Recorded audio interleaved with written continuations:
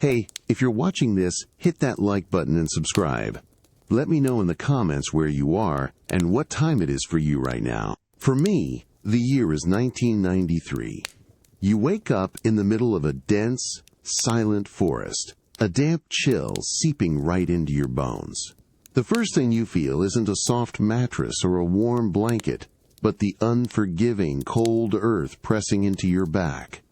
It's a solid, unyielding surface, a natural alarm clock ringing through your spine. The air itself feels thick with the morning's raw breath, a sharp, clean cold that bites at your exposed skin, making you shiver despite the layers of your worn GI. You inhale deeply, and the scent of wet soil, decaying leaves, and pine needles fills your nostrils, grounding you immediately in this wild, untamed place. Your muscles ache. Not a lazy, sleepy ache, but the deep, satisfying throb of a body pushed to its limits, and then some, a testament to yesterday's grueling training.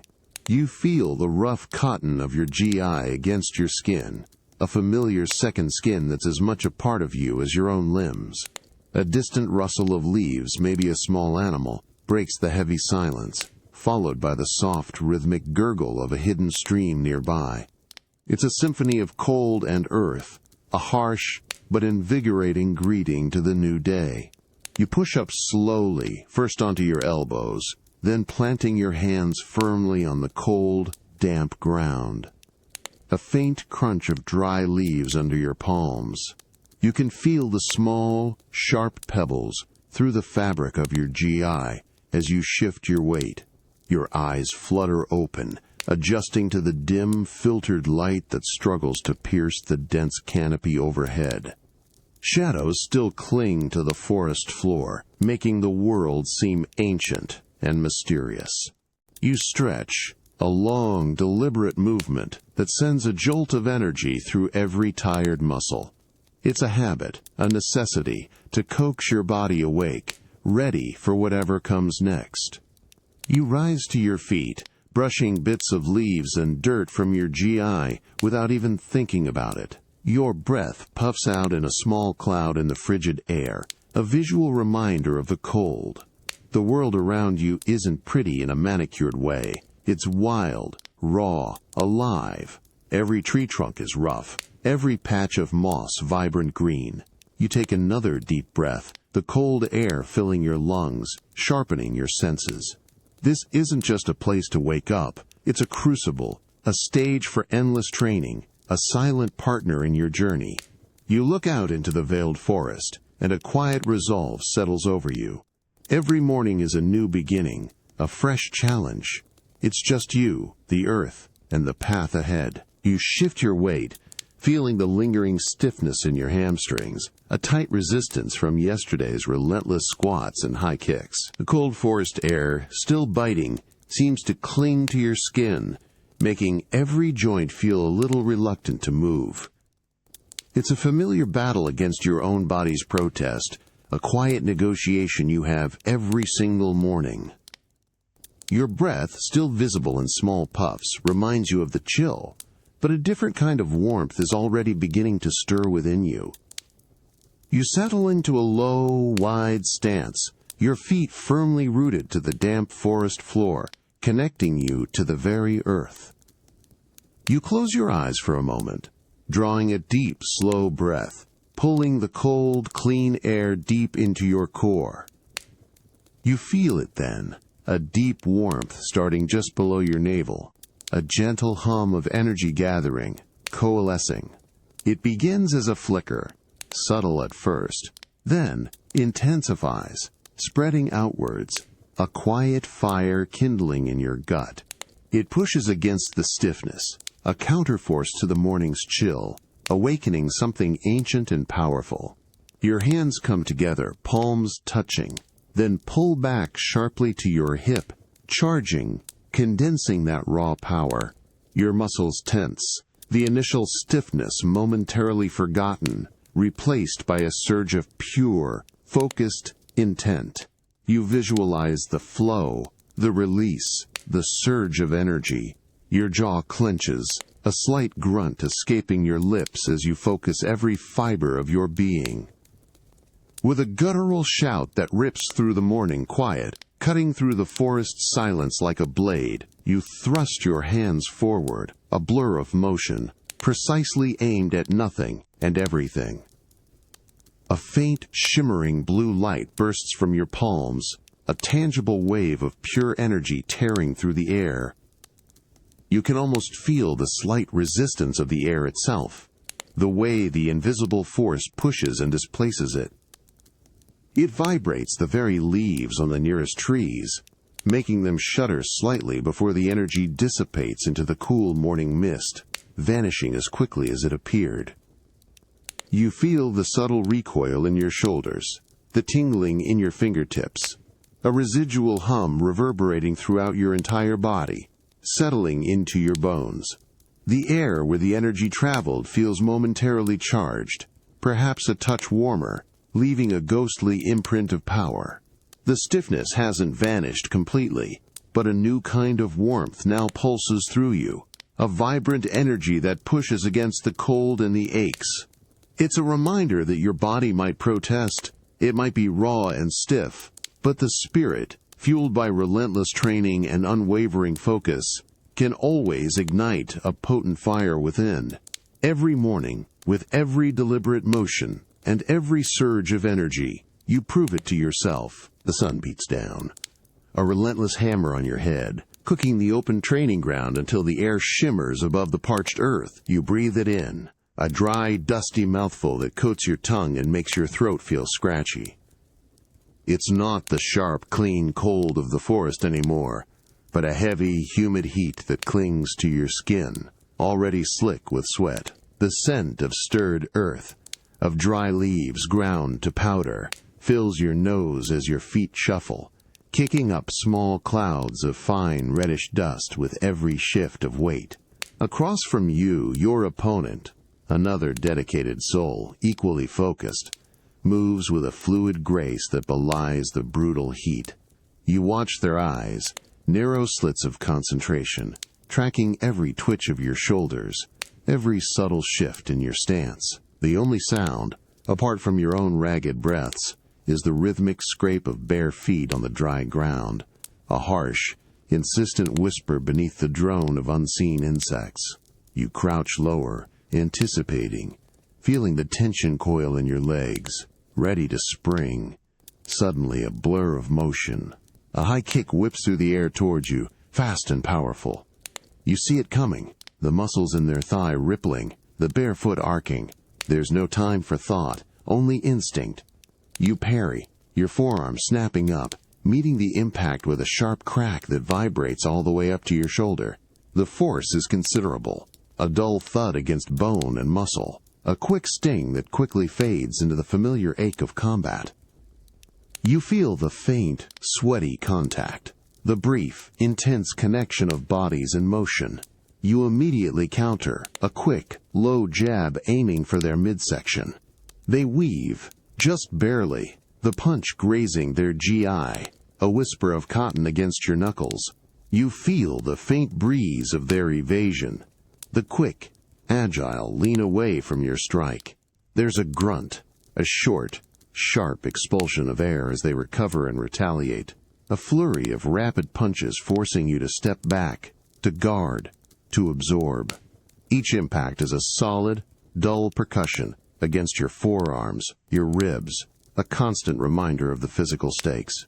Dust billows around your feet with every evasive step, momentarily obscuring the outlines, making the world a haze of movement and heat.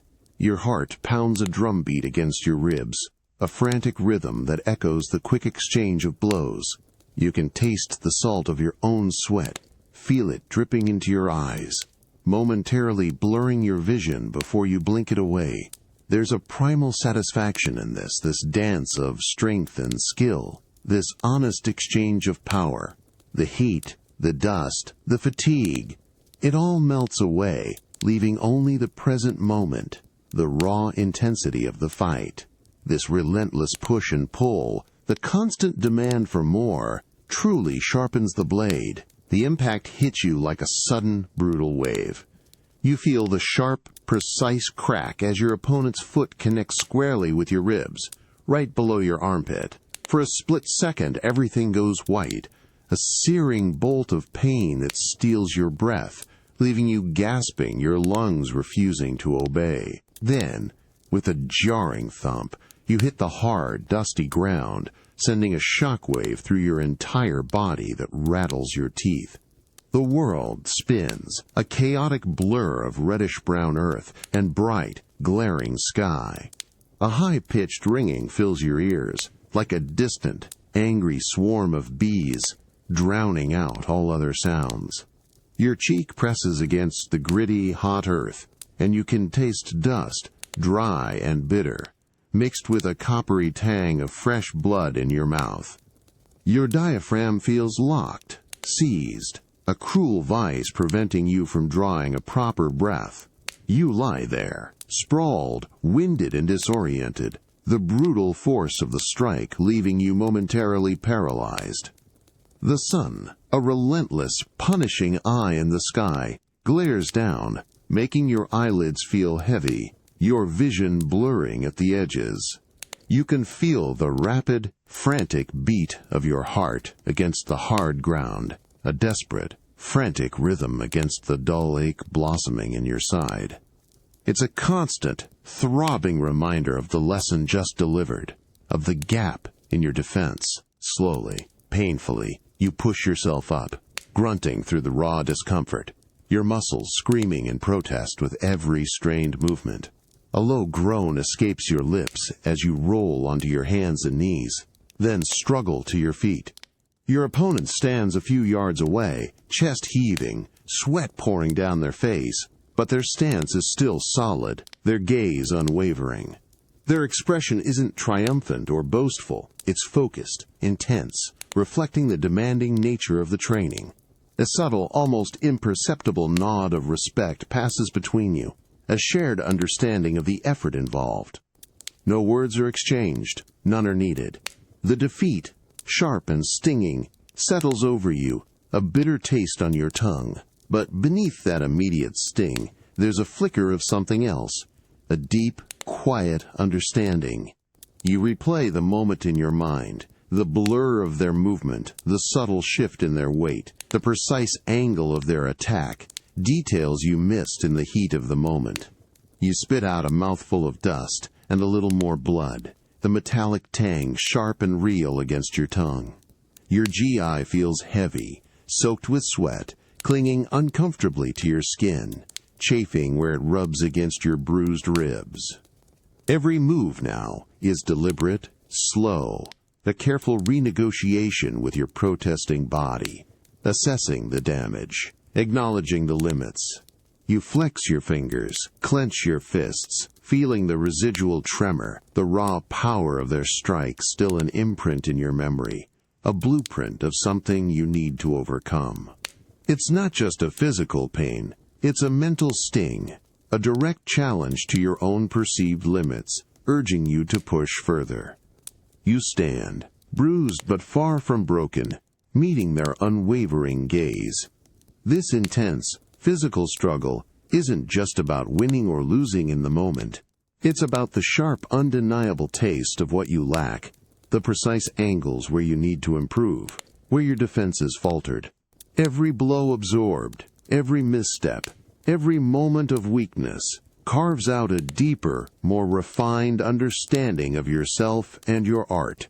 The pain isn't just pain, it's an urgent, visceral lesson, etching itself into your muscles, into your very being, demanding your full attention. It is through these humbling defeats, these moments of raw vulnerability and physical punishment, that you truly find the next step on your path, forge a harder, truer, and ultimately more resilient version of yourself from the dust and sweat of combat. A persistent, hollow ache gnaws deep within your gut, a primal drumbeat reminding you of the energy spent, the sustenance needed. It's a different kind of intensity than the sharp sting of a punch, a slow, insistent burn that directs your every move. The sun has climbed high, streaming through the leafy canopy in shifting emerald and gold patches, making the air thick with the humid perfume of damp earth and growing things. You scan the forest floor with a sharpened focus, your senses acutely tuned to every detail, your eyes no longer seeking an opponent's weakness, but the subtle signs of life that mean a meal. Your bare feet move silently over the mossy ground, avoiding fallen twigs and crackling leaves, a practiced, almost animalistic stealth. Every rustle in the undergrowth, every shadow holds potential, a flicker of curiosity and hope.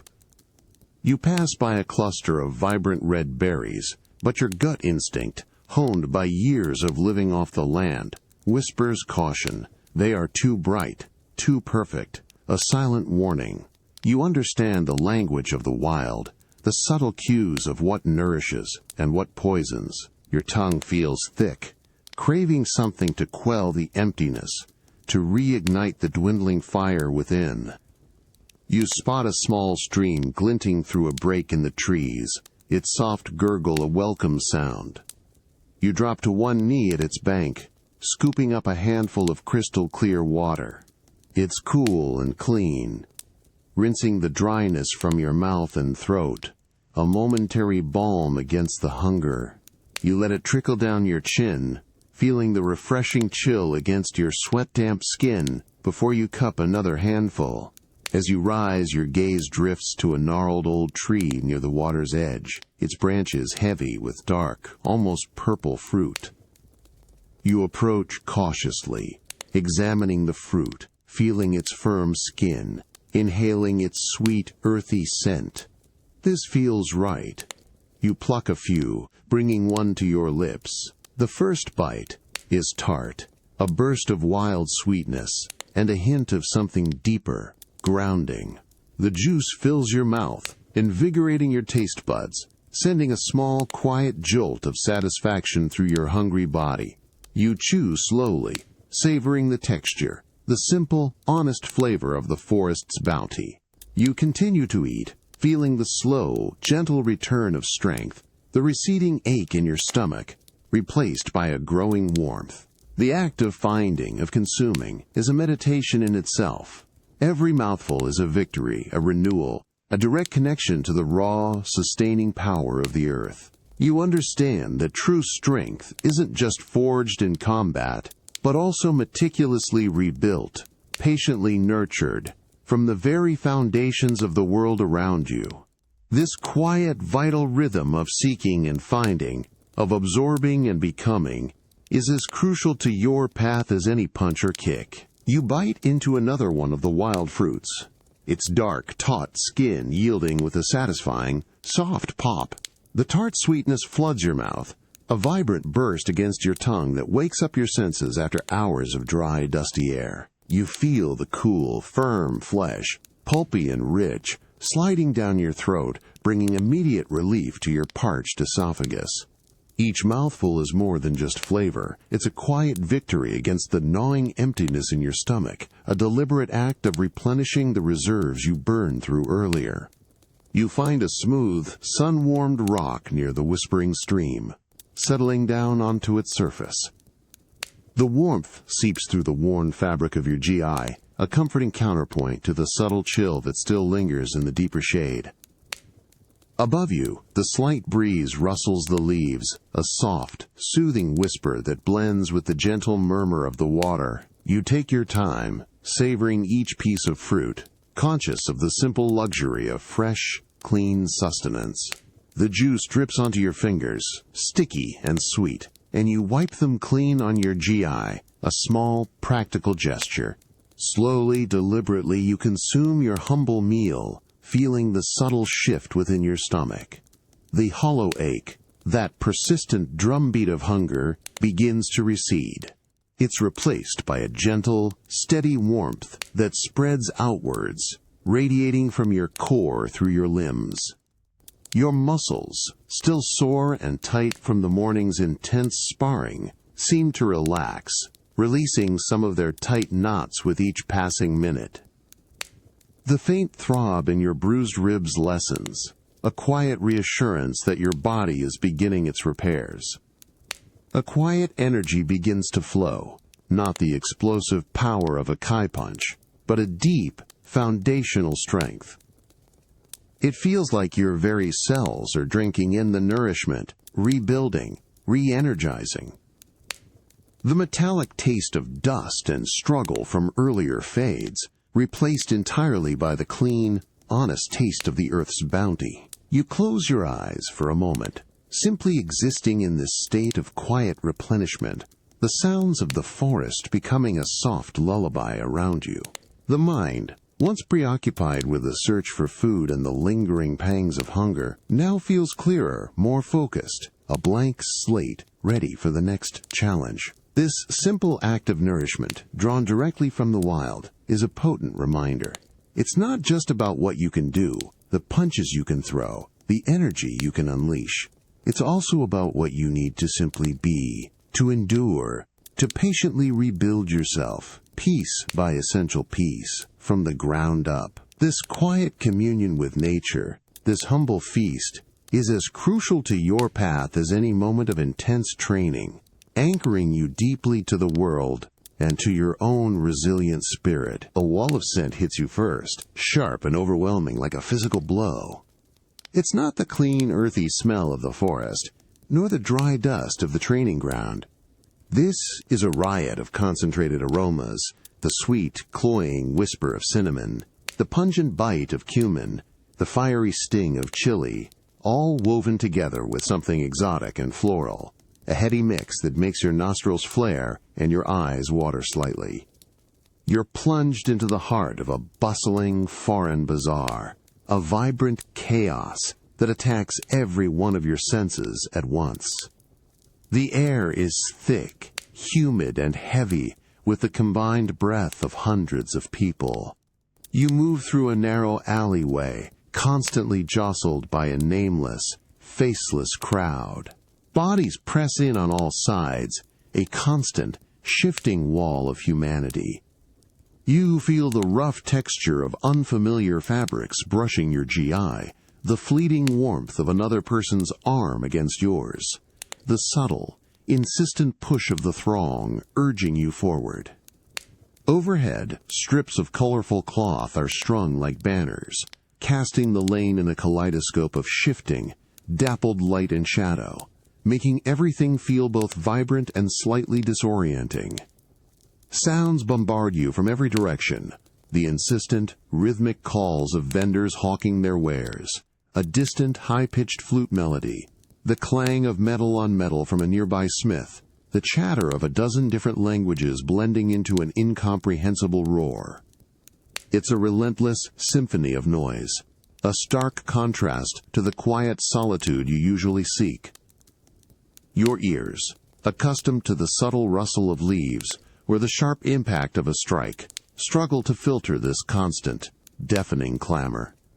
You pass by stalls overflowing with towering mounds of colorful spices, saffron shimmering like gold dust, deep red paprika, vibrant orange turmeric, each radiating its own potent fragrance. You see a vendor, face etched with ancient lines, gesturing wildly, trying to catch your eye, his mouth moving in a rapid stream of words you don't understand. You keep moving, your steps deliberate, measured, navigating the human current with a focused patience. The heat radiating from the crowded bodies and the sun-baked stones is intense, making sweat prickle on your skin, mingling with the unfamiliar fragrances in the air. You can feel the small, hard coins in the pouch at your waist, a rare luxury for these urban exchanges. Your usual discipline, your singular focus, feels challenged here, not by an opponent, but by the sheer, unbridled energy of this place. This labyrinth of senses, this explosive symphony of life, is a test of a different kind. It forces you to find your center not in stillness but in motion, to maintain an inner calm amidst an outer storm. It teaches a strength of perception, an ability to navigate the unpredictable, a silent resilience against the overwhelming tide of the world. You push deeper into the market, the throng of bodies growing denser, each step a careful negotiation through the human current. The air, still thick with a layered sense of foreign spices and roasting meats, now carries a sharper note. The tang of sweat, the faint metallic hint of street food frying, the sweet cloying aroma of exotic blossoms from a passing merchant's basket. You're a single, silent eddy in this swirling river of life. Your simple, worn GI, a stark contrast to the vibrant, patterned clothes that ripple around you like a living tapestry. Faces pass in an endless, rapid blur. Old women with knowing eyes, their gazes briefly snagging on yours before darting away. Stern-faced men haggling over prices, their voices rising and falling in sharp, unfamiliar cadences. Laughing children weaving deftly through the adults, their small hands clutching brightly colored toys. None truly meet your eye, not lingeringly. You are simply another figure, an anonymous wanderer amidst the chaos, a shadow passing through their vivid day.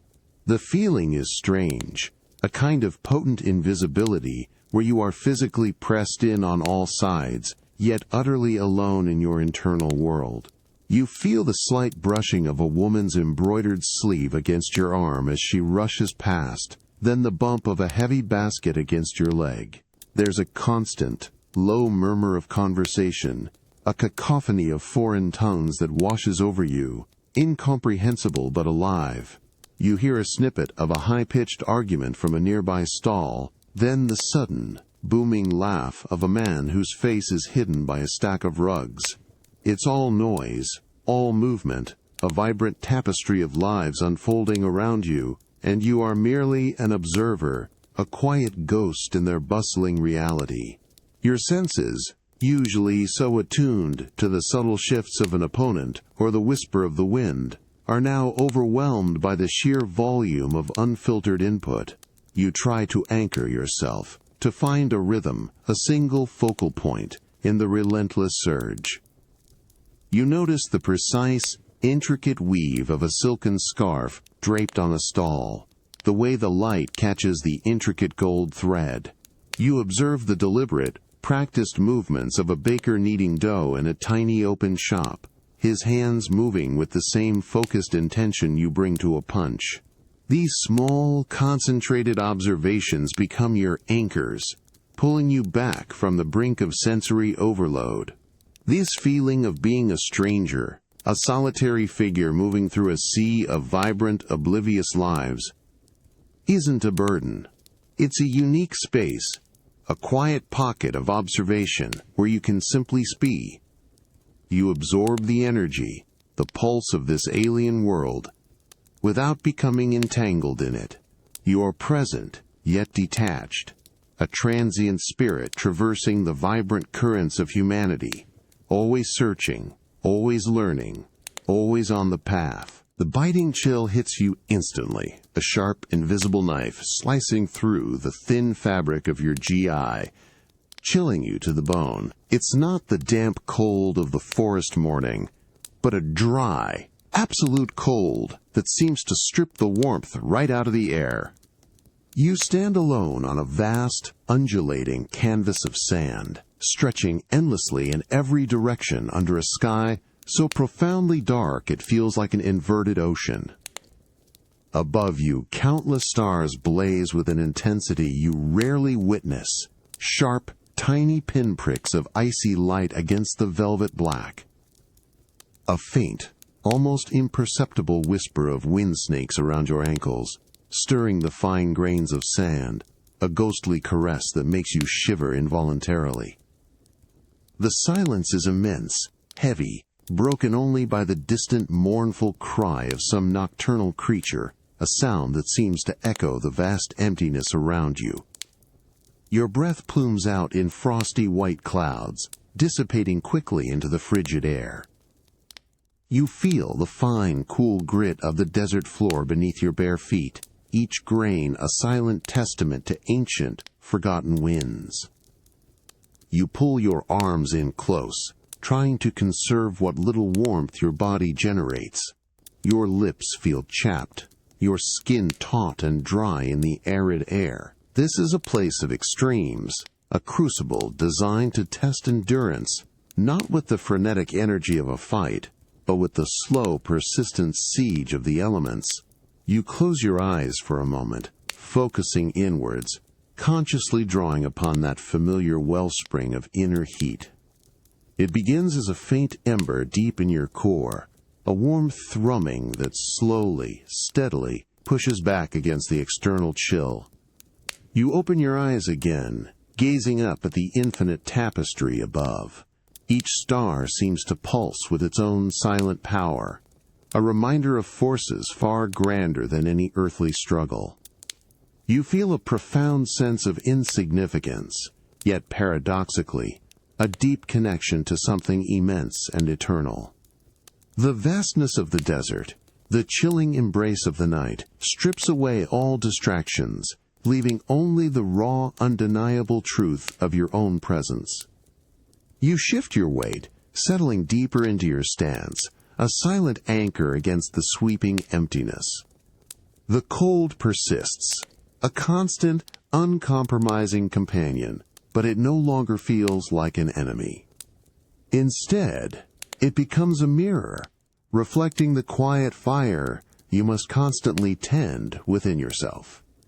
In this profound silence, under this endless, star-strewn canvas, you discover that true strength isn't just about fighting external foes. It's about holding your own warmth, your own light, against the chilling void, finding your center in the most desolate of places. The wind is your only companion now, a dry, ceaseless whisper that snakes around you, lifting fine grains of sand and carrying them on an invisible current. It scrapes softly against the worn fabric of your GI, a constant, low murmur that fills the vast silence of the desert night, far more profound than any forest rustle. It bites at your exposed skin, chilling the sweat that still clings to your forehead. But it also carries a strange, purifying energy, stripping away the echoes of the bustling bazaar, leaving only clarity. You sit cross-legged on the cool sand, your posture straight, hands resting lightly on your knees. The cold permeates, a steady pressure, but you meet it with a quiet inner fire, a conscious drawing of warmth from your core. Your gaze is fixed upwards, lost in the dazzling, impossible brilliance of the night sky. The stars aren't just distant pinpricks anymore. They're a swirling, majestic river of light, an endless canvas so utterly immense it makes the familiar world feel impossibly small, almost inconsequential. You track a faint streak of light across the celestial dome, a fleeting comet, a silent traveler moving through infinite space. There's no need for words here. No distractions, no opponents to read. Only the vast, indifferent expanse and the rhythmic breathing of your own body, a steady anchor in the immensity. You feel a profound sense of solitude, not as loneliness, but as a deep, resonant connection to something ancient and elemental. The sand beneath you shifts, almost imperceptibly with the wind, a living, breathing landscape, responding to the silent forces that shape it. You are a part of this, a transient figure in a timeless dance. The wind shifts again, a slightly stronger gust kicking up a veil of sand that brushes against your face, gritty and dry. You don't flinch. It's just another sensation, another reminder of the raw, untamed nature of this place. You taste the dryness in the air, feel it on your lips, but it's a taste of purity, of stark existence. Your thoughts, usually a torrent of techniques and remembered struggles, quieten into a gentle stream, focusing on the simple act of breathing, of being present in this moment. The world, for once, feels utterly still, despite the ceaseless wind. In this deep, unyielding solitude, beneath the silent gaze of a billion stars, you find a different kind of strength. It's not born of impact or force, but of stillness and acceptance. It's the strength to simply endure, to observe, to understand your place in the grand silent order of things.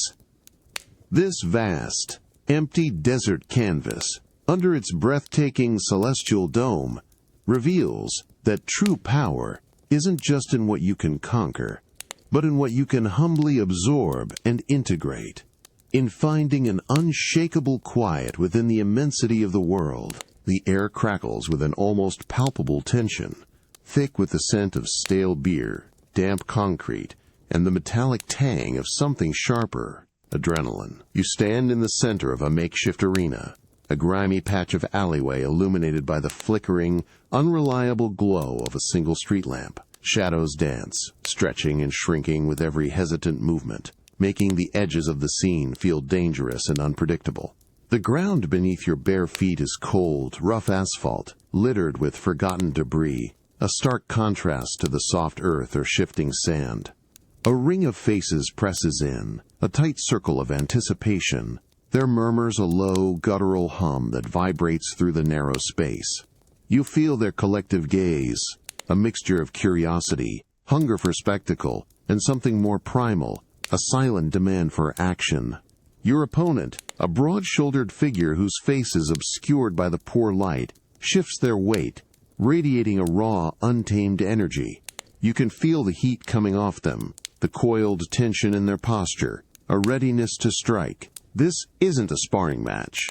This is a street brawl, where the rules are fluid and the stakes feel heavier. A sudden, sharp whistle cuts through the air, signaling the start.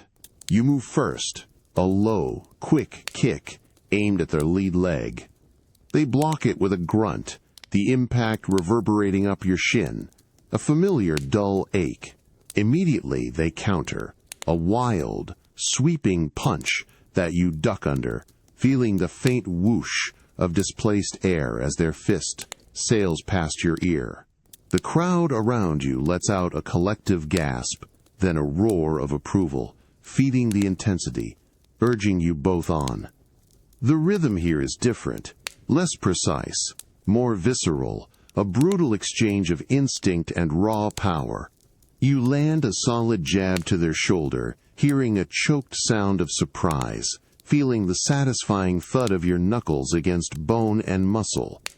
They stumble back a step, then charge forward, a desperate, untamed flurry of blows. You parry, block, weave, absorbing the impacts, feeling the sting of each strike, tasting the grit of the street in the back of your throat. The crowd's cheers rise and fall with every blow, a living barometer of the fight's momentum. You see the glint of determination in their eyes, the sweat shining on their brow under the harsh light. This is a different kind of training, a test not of perfect form, but of adaptability, of raw resilience. The stakes are pride, survival, the unwavering gaze of the street. Every hit taken, every blow delivered, is a stark lesson in the brutal realities beyond the dojo. Here, under the indifferent gaze of the street lamps, amidst the scent of grit and adrenaline, you learn not just to fight, but to endure, to adapt, to find your center even when the world around you is a blur of unpredictable chaos and sharp edges. The reek of exhaust fumes and damp, rotting trash from a nearby dumpster mixes with the sharp, metallic tang of effort and the pungent fear radiating from the pressing crowd. Every breath you take is thick, heavy, tasting of the concrete jungle. Your feet, despite their callous toughness, feel the icy bite of the cracked asphalt, each impact a dull thud against your soles. The street lamp above flickers erratically, plunging the arena into momentary darkness, then harsh light, making every movement an unpredictable blur. Your opponent lunges, not with the practiced precision of a dojo, but with the raw, untamed fury of a cornered animal. A low roar escapes their throat, a guttural sound that cuts through the din of the crowd, raising the hairs on your arms. You feel the heavy swing of their fist tearing through the air, inches from your head. the wind of it a stark warning. There's no time for intricate thought, only pure, instantaneous reaction. Your body moves on its own, a blur of evasion and counter, a primal dance forged in countless battles. You block a knee strike with your forearm, feeling the jarring force, the pain a sharp, invigorating sting. The crowd around you is a living, breathing entity, their collective shouts and gasps rising and falling like a monstrous wave, feeding the chaos.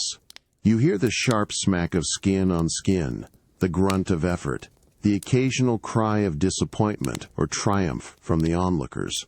Your senses are overloaded, yet hyper-focused. You see the flash of desperation in your opponent's eyes, the sweat glistening on their contorted face, their muscles coiling and uncoiling with brutal, unrefined power. You feel the heat radiating from their body, the intensity of their will pressing against yours. You land a precise, open-palm strike to their chest, a deep impact that forces a sudden, breathless gasp from them. They stumble back, clawing at the air, before regaining their balance with a furious snarl.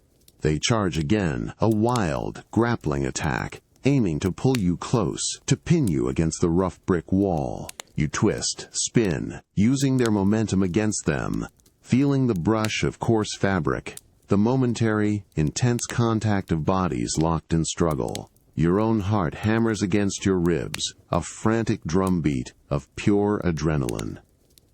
This isn't about form, or technique, or even the subtle flow of ki. This is about raw survival, about instinct.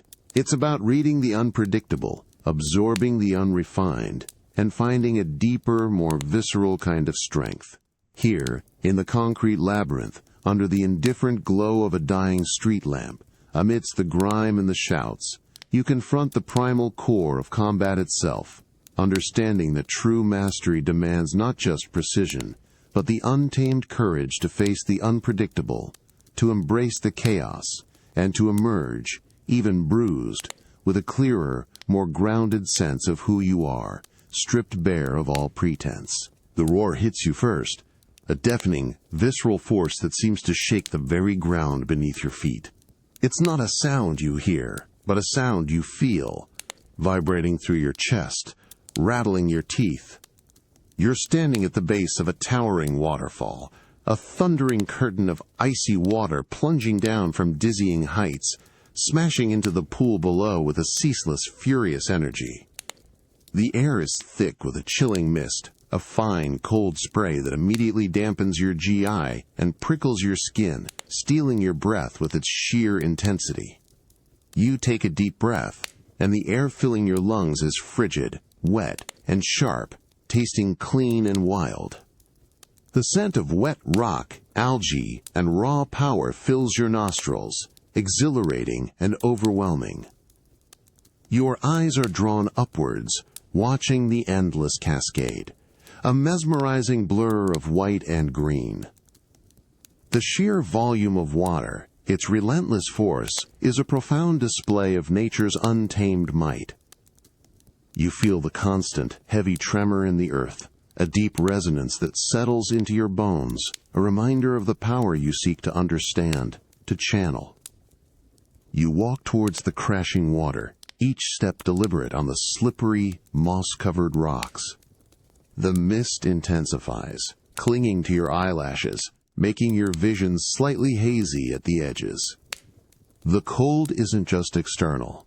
It seems to seep right into your muscles, a sharp, invigorating shock that forces your body to tighten, to brace itself. This isn't about comfort. It's about confrontation, about finding a still point amidst absolute chaos. You can feel the water's immense pressure, even from a distance, a raw, kinetic energy that pushes against you. You stop at the edge of the churning pool, close enough to feel the true force of the wind generated by the falling water. The roar is now all-encompassing, a powerful white noise that drowns out all other thoughts, all other sensations, except for the cold, the mist, and the sheer, unyielding presence of the waterfall. You close your eyes, letting the water's sound wash over you, through you, cleansing your mind of all extraneous noise, all internal chatter. It strips away the day's struggles, the dust of the streets, the sting of defeat. In this relentless onslaught of sound and sensation, a deep, quiet focus begins to emerge.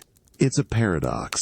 The more chaotic the external world, the more profoundly still your inner world becomes.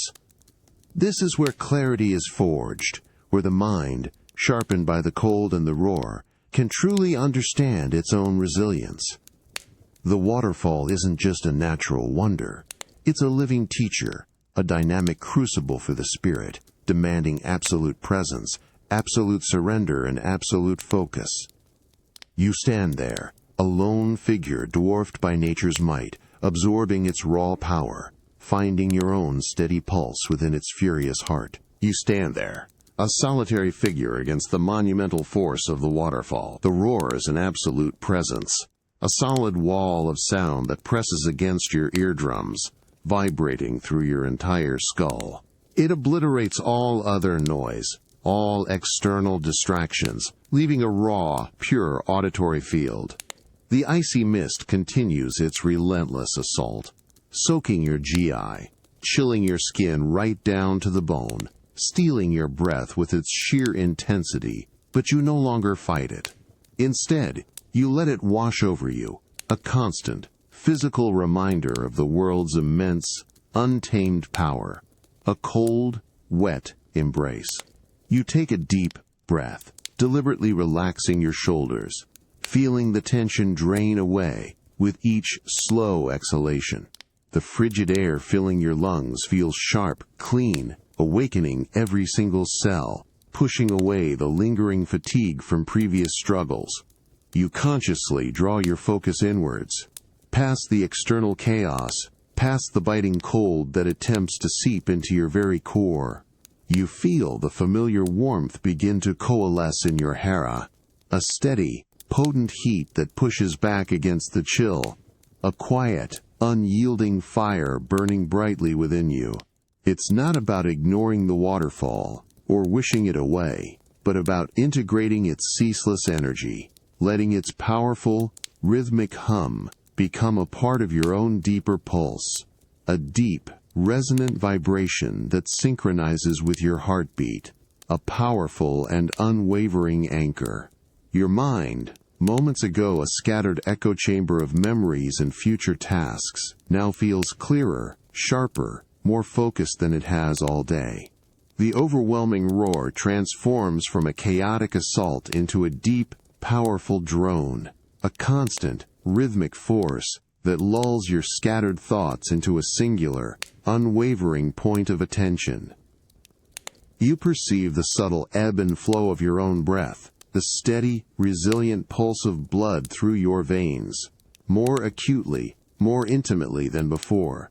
The constant spray on your face, the cold against your hands, the pressure of the GI on your skin, all these external sensations transform from mere discomforts into heightened perceptions, precise anchors to the absolute present moment, grounding you deeply. Your body, usually tense from continuous exertion, begins to soften, finding a supple strength, an effortless balance in its perfect stillness. You stand perfectly still, a silent, unwavering pillar against the relentless, thundering deluge. The sheer force of the water, its raw, untamed power, no longer feels overwhelming, no longer a challenge to be overcome. Instead, it feels like an immense, silent partner in your meditation, a powerful, living conduit to something deeper, something profoundly elemental within yourself. You aren't just enduring its cold embrace. You are absorbing its primal energy. The water thunders down a ceaseless, furious torrent, but within you, a profound, unshakable calm takes root, vast and expansive, a quiet ocean of peace in the heart of the storm. This intense sensory immersion isn't just about refining a technique or strengthening the body. It's about purifying the spirit, honing the mind to an almost impossible sharpness. To stand amidst such overwhelming, unyielding force and find unwavering stillness, to let the chaos outside forge a deeper, more resilient calm within, is the true mastery you constantly seek. It's understanding that true peace isn't the fragile absence of turmoil, but the profound ability to remain absolutely centered within it, to find your quiet, unshakable strength, even when the entire world around you rages and thunders with its untamed power. This is the path, etched in water and stone. The air that greets you is thick, heavy with the unmistakable scent of aged wood, old sweat, and a faint musty dampness that speaks of countless seasons past. It's a smell that wraps around you, familiar and grounding, pulling you into the quiet reverence of a traditional dojo. Here, the light is subdued, filtered through grimy paper screens, casting long, solemn shadows across the worn, wooden floor. Every creak of the ancient timbers under your bare feet echoes with a sense of history, a whisper of untold practices that have happened within these walls. You step onto the polished wood, feeling its cool, smooth surface against your soles. It's slick in places from years of use, a testament to the thousands of feet that have trained here. The silence isn't the vast emptiness of the desert, nor the roaring chaos of the waterfall. This is a deep, respectful quiet, broken only by the soft scrape of your GI against your skin as you move, and the distant rhythmic tap-tap-tap of a makiwara board from an unseen part of the building. It's a sound that instantly tightens your muscles, stirring a familiar readiness in your spirit. Your gaze sweeps across the room. There are no fancy decorations, just bare wooden walls, scarred and darkened with age. A single, simple scroll hangs on the far wall, its faded calligraphy, a silent reminder of core principles, of a path diligently followed. Dust motes dance lazily in the slivers of sunlight that pierce the gloom, illuminating the stillness of the air. You can almost feel the presence of generations, their dedication and effort imprinted into the very fabric of this place, a quiet, powerful energy that resonates deep within your own training-hardened body. You settle into a basic stance, your feet finding their familiar anchor on the cool, solid floor. Your breath comes slow and steady, filling your lungs with the dojo's unique, heavy air. The scent of tradition, of disciplined effort, invigorates you, a profound contrast to the wilder environments you've known. You clench your fists, feeling the smooth, cool wood beneath your knuckles, your focus sharpening instantly. There's a quiet expectation in the air, a sense of timeless purpose that feels profoundly right. This dojo isn't just a building, it's a living archive, a sacred space where the pursuit of mastery transcends time. Here, amidst the musty scent of ancient wood and quiet dedication, you don't just train your body, you reconnect with the unbroken chain of those who came before you, finding not just a physical space, but a spiritual home for your relentless journey. It's a profound reminder that even the most solitary path is connected to a larger, timeless legacy, a quiet echo of wisdom guiding your way. The worn tatami yields beneath your bare feet, a soft, familiar give that absorbs the shock of your weight, yet offers a surprising firmness in return. It's not the hard cold of concrete, nor the soft dampness of forest earth, but a unique, springy surface that seems to cushion and support your every move. The musty scent of ancient fibers, soaked with generations of sweat and concentrated effort, rises to meet you, a rich, earthy aroma that grounds you instantly in this place of tradition. You shift into a low horse stance, feeling the subtle resistance of the tightly woven straw, a foundational support for your coiled power. Every pivot, Every adjustment scrapes your soles against the firm, slightly abrasive surface, a constant, tactile reminder of the physical connection to the mat. You close your eyes for a moment, letting the feel of it seep into you.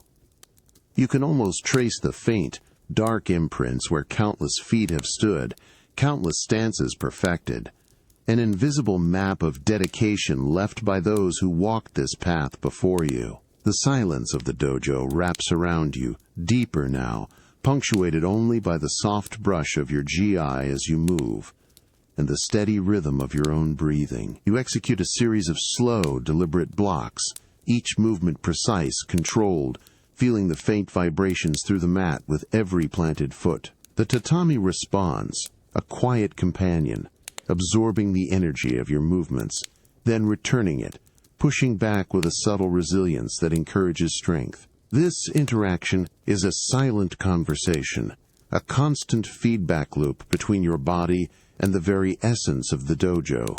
You visualize an opponent, then launch a series of quick, snapping kicks.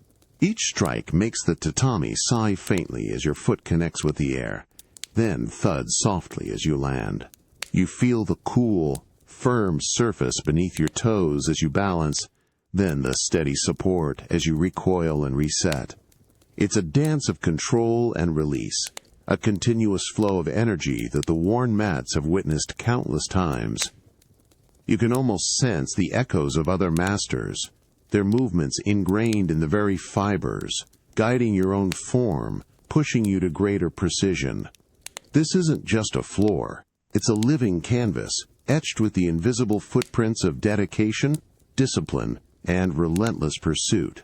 On these worn threads, every drop of sweat, every ache, every moment of focused effort becomes part of a larger, timeless story. It's a profound testament, a silent teacher reminding you that true mastery isn't achieved in isolation, but built upon the collective wisdom and unwavering spirit of all who have walked this path before you. A continuous, unwavering commitment to the journey itself. The first drop hits you like a cold, sharp slap, then another and another, until the sky opens up, unleashing an absolute torrent. You're plunged into the heart of a raging storm, the rain coming down in thick, vertical sheets that instantly drench your GI, making the heavy fabric cling to your skin with an icy grip. A furious wind whips around you, howling like a hungry beast, tearing at your clothes, pushing against your stance. The air is thick with the metallic scent of impending lightning, ozone mingling with the fresh, clean smell of torrential rain. Thunder cracks overhead, a deafening, explosive boom that shakes the very ground beneath your feet and reverberates deep in your chest. The sound is raw, primal, a visceral reminder of nature's untamed power. For a split second, a blinding flash of lightning illuminates the world in stark, monochrome clarity, revealing a chaotic landscape of whipping trees and blurred, falling water, before plunging everything back into a swirling gray gloom.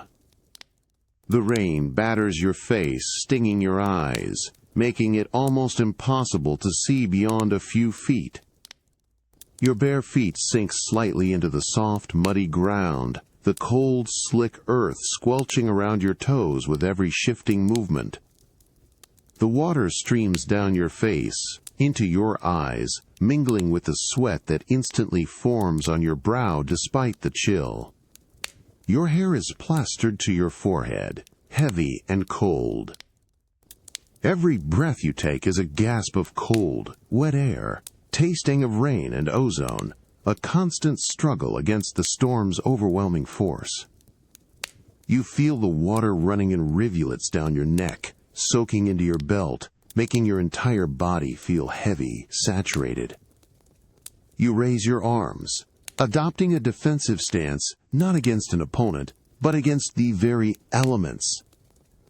The wind howls past your ears, a relentless pressure that forces you to brace, to dig your feet deeper into the mud, to find an unshakable core. You execute a series of slow, powerful punches, feeling the resistance of the heavy, wet air, the water streaming from your fists with every strike. Each movement is an act of defiance, a pushing back against the fury, a reaffirmation of your own resilience in the face of nature's wrath. This isn't just rain. It's a profound, immersive challenge, a purification by force. The storm's fury strips away everything superfluous, leaving only the raw, undeniable core of your strength, your will to endure. In this drenching embrace, amidst the chaos of the sky's wrath, you learn not just to withstand the storm, but to become an unmoving part of it, to find an unbreakable stillness within its heart, knowing that true power isn't about avoiding the tempest, but about learning to stand firm within its very core. The rain is a relentless, icy deluge, a solid wall of cold water that sheets down, stinging your eyes, making your soaked I feel heavy and abrasive against your skin. Your entire body shivers uncontrollably, a deep, bone-rattling tremor that goes beyond mere cold. It's the insidious chill of exposure, threatening to sap your strength. Your feet, numb and aching, squelch through the thickening mud, each step a slippery, uncertain push against the sodden earth. The wind howls past your ears, a cruel, mocking whisper that seems to amplify the cold, stealing the last vestiges of warmth from your trembling fingers. A low, insistent ache begins to bloom in your joints, a dull, pervasive throb that makes every movement feel like a Herculean effort. Your teeth chatter, a frantic, uncontrollable rhythm. You can feel the water running down your back, collecting in the small of your spine, a constant, icy rivulet that reminds you of your vulnerability. The metallic scent of ozone from the recent lightning still hangs in the air, mingling with the heavy, damp smell of soaked earth and decaying leaves. Every few seconds, a distant rumble of thunder echoes, a solemn punctuation to the storm's fury. Your focus narrows, not on training, not on fighting, but on a single primal need: shelter, warmth, a momentary reprieve from this relentless assault. Your eyes dart through the rain-blurred forest, searching desperately for any break in the dense foliage, any overhang of rock, anything that might offer even a sliver of protection. Your vision is blurred by the constant downpour, making the world a chaotic mosaic of greens and grays. Each tree a potential hiding place, each shadow a deceptive illusion. You push forward, each heavy, stumbling step a testament to sheer, stubborn will. Suddenly, through the curtain of rain, you spot it, a darker patch against the swirling gray, a slight indentation in a cliff face, a cave perhaps, or just a deep alcove.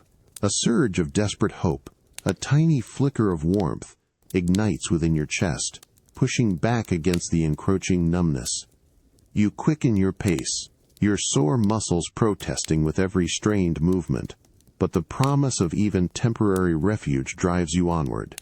Your hands, stiff with cold, reach out, brushing against rough, wet rock as you navigate the final steps towards the opening.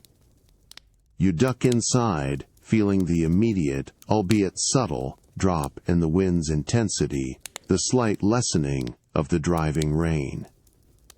The air here, while still cold and damp, feels less hostile, less aggressive. You press your back against the cool, dry rock, shivering violently, your breath coming in ragged gasps. The roar of the storm outside feels distant now, muffled, a raging beast kept at bay. In this humble haven, chilled to the core, you find a profound appreciation for the simple, undeniable need for shelter, for the basic comfort that allows your spirit, not just your body, to regroup, to find its strength again, to endure this relentless journey through a world both beautiful and brutally unforgiving. The sudden, sharp crack of your fist connecting squarely with your opponent's jaw echoes through the confined space, a sound that resonates deep in your own bones. You feel the precise, satisfying thud of impact, the slight give of flesh, then the jarring recoil through your arm, all in a fraction of a second. They stumble, their eyes widening in a moment of pure shock before their body goes limp, collapsing to the ground with a heavy, dust-raising thud. The world, which moments ago was a blur of frantic motion and blinding speed, suddenly slows, then stills. The cheers erupt, a deafening wave of raw sound that washes over you, a mixture of exhilaration and relief. Faces in the crowd, previously tense with anticipation, now contort into expressions of wild excitement, hands raised, voices hoarse. You stand there, chest heaving, lungs burning with the effort, the scent of sweat, dust, and raw adrenaline thick in your nostrils. Your own heart hammers a frantic, triumphant rhythm against your ribs, a drumbeat of pure, undiluted victory. Your muscles, screaming with fatigue just moments ago, now feel strangely light, infused with a lingering, vibrant energy. You lower your guard, slowly, feeling the tiny tremors in your hands, the subtle ache in your shoulders, a testament to the brutal exchange you just endured. Your gaze drops to your fallen opponent, who lies still, unmoving on the dusty earth. There's no malice, no triumph in your heart, only the quiet, profound satisfaction of a battle fought and won, a challenge met and overcome. You can taste the salt of your own sweat on your lips, mixing with a faint, coppery tang of adrenaline that still courses through your veins, a bittersweet, intoxicating flavor. You turn, slowly, towards the edges of the makeshift arena, the crowd parting slightly to let you pass. A few hands reach out, not to touch, but in a gesture of respect, of awe. You meet their eyes, a brief, shared moment of understanding, a silent acknowledgement of the effort involved. Your GI is stained with dust, perhaps a smear of your own blood, or your opponent's, but it feels light, almost like a second skin, a testament to the journey. Every fiber of your being vibrates with the lingering energy of the fight, a powerful hum that settles deep within your core. This sweet sting of victory, this moment where the adrenaline crashes and the raw taste of triumph fills your senses, is a profound affirmation. It's not just about proving yourself against another, but about pushing past your own limits, about finding that extra surge of will when your body screams for rest. In these moments, amidst the cheers and the quiet aftermath, you understand that every hard-won victory isn't just an end, but a vital step, a powerful confirmation of your path, reaffirming the unwavering spirit that drives you relentlessly forward. The force of the blow ripped the air from your lungs, a brutal, sudden vacuum that left you gasping, utterly devoid of breath. You hit the hard, unforgiving ground with a jarring thud, sending a fresh wave of pain searing through your already protesting body. For a long, disorienting moment, the world spins, a blurred canvas of harsh lights and indistinct shadows. Your cheek presses against the cool, gritty earth, and you can taste it. Dust, sharp and metallic, mingling with the coppery tang of blood from a split lip. A high-pitched whine fills your ears, drowning out the roar of the crowd, reducing it to a distant, meaningless hum. Slowly, painfully, your vision clears. Your opponent stands above you, unruffled, their stance solid, their chest rising and falling in deep, even breaths. There's no taunt, no celebratory gesture, just a silent, unwavering gaze that holds a stark, undeniable truth. You were beaten. A wave of profound frustration washes over you, heavy and cold, settling deep in your gut. It's not just the physical pain that stings, but the sharp, undeniable ache of failure, the bitter aftertaste of a moment where your skill, your focus, was found wanting. You push yourself up, every muscle screaming in protest, a symphony of complaint. Your elbows scrape against the rough ground, sending tiny shards of pain through your arms. You feel the heavy, damp weight of your GI soaked with your own sweat, clinging uncomfortably to your skin.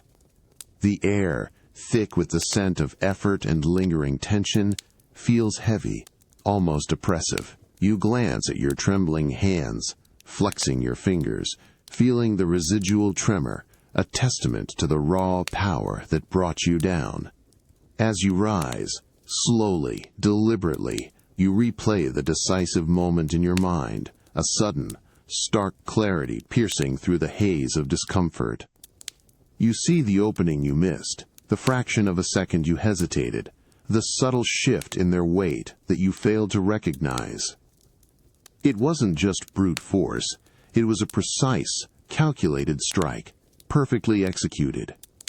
The details etch themselves into your memory, sharp and unyielding, undeniable proof of your own shortcomings. You stand, bruised and defeated, but not broken. The bitter taste of defeat lingers, a constant, unpleasant reminder, but it is also a powerful teacher.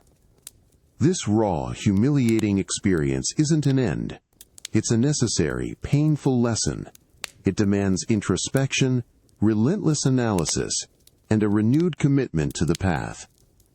It is in these moments of stark vulnerability, when your pride is humbled and your body aches, that the deepest growth occurs, forging a stronger, more resilient spirit from the sharp, undeniable truth of failure. You understand now that true strength isn't just in winning, but in learning from every bitter defeat, carrying its lessons etched deep within your soul, and relentlessly pushing forward. A strange, burning pulse, not the controlled fire of your focused ki, but something deeper, wilder begins to stir in the pit of your stomach.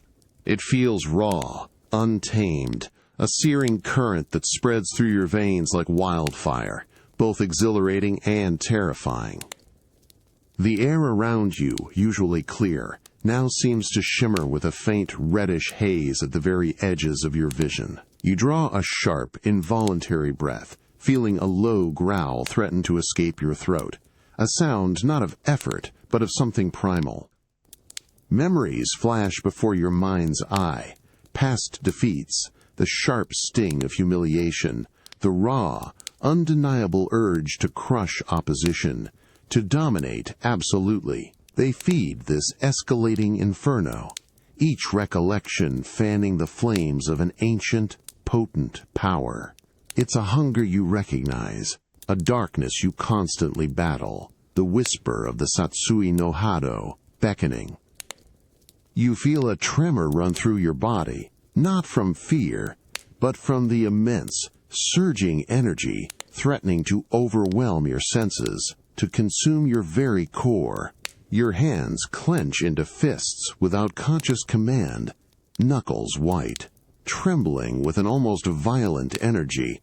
You can feel the power coiling in your muscles, a dark, potent force that promises absolute victory, an easy path to crushing all who stand before you. There's a metallic taste in your mouth, like old blood and unspoken rage, a bitter and intoxicating flavor.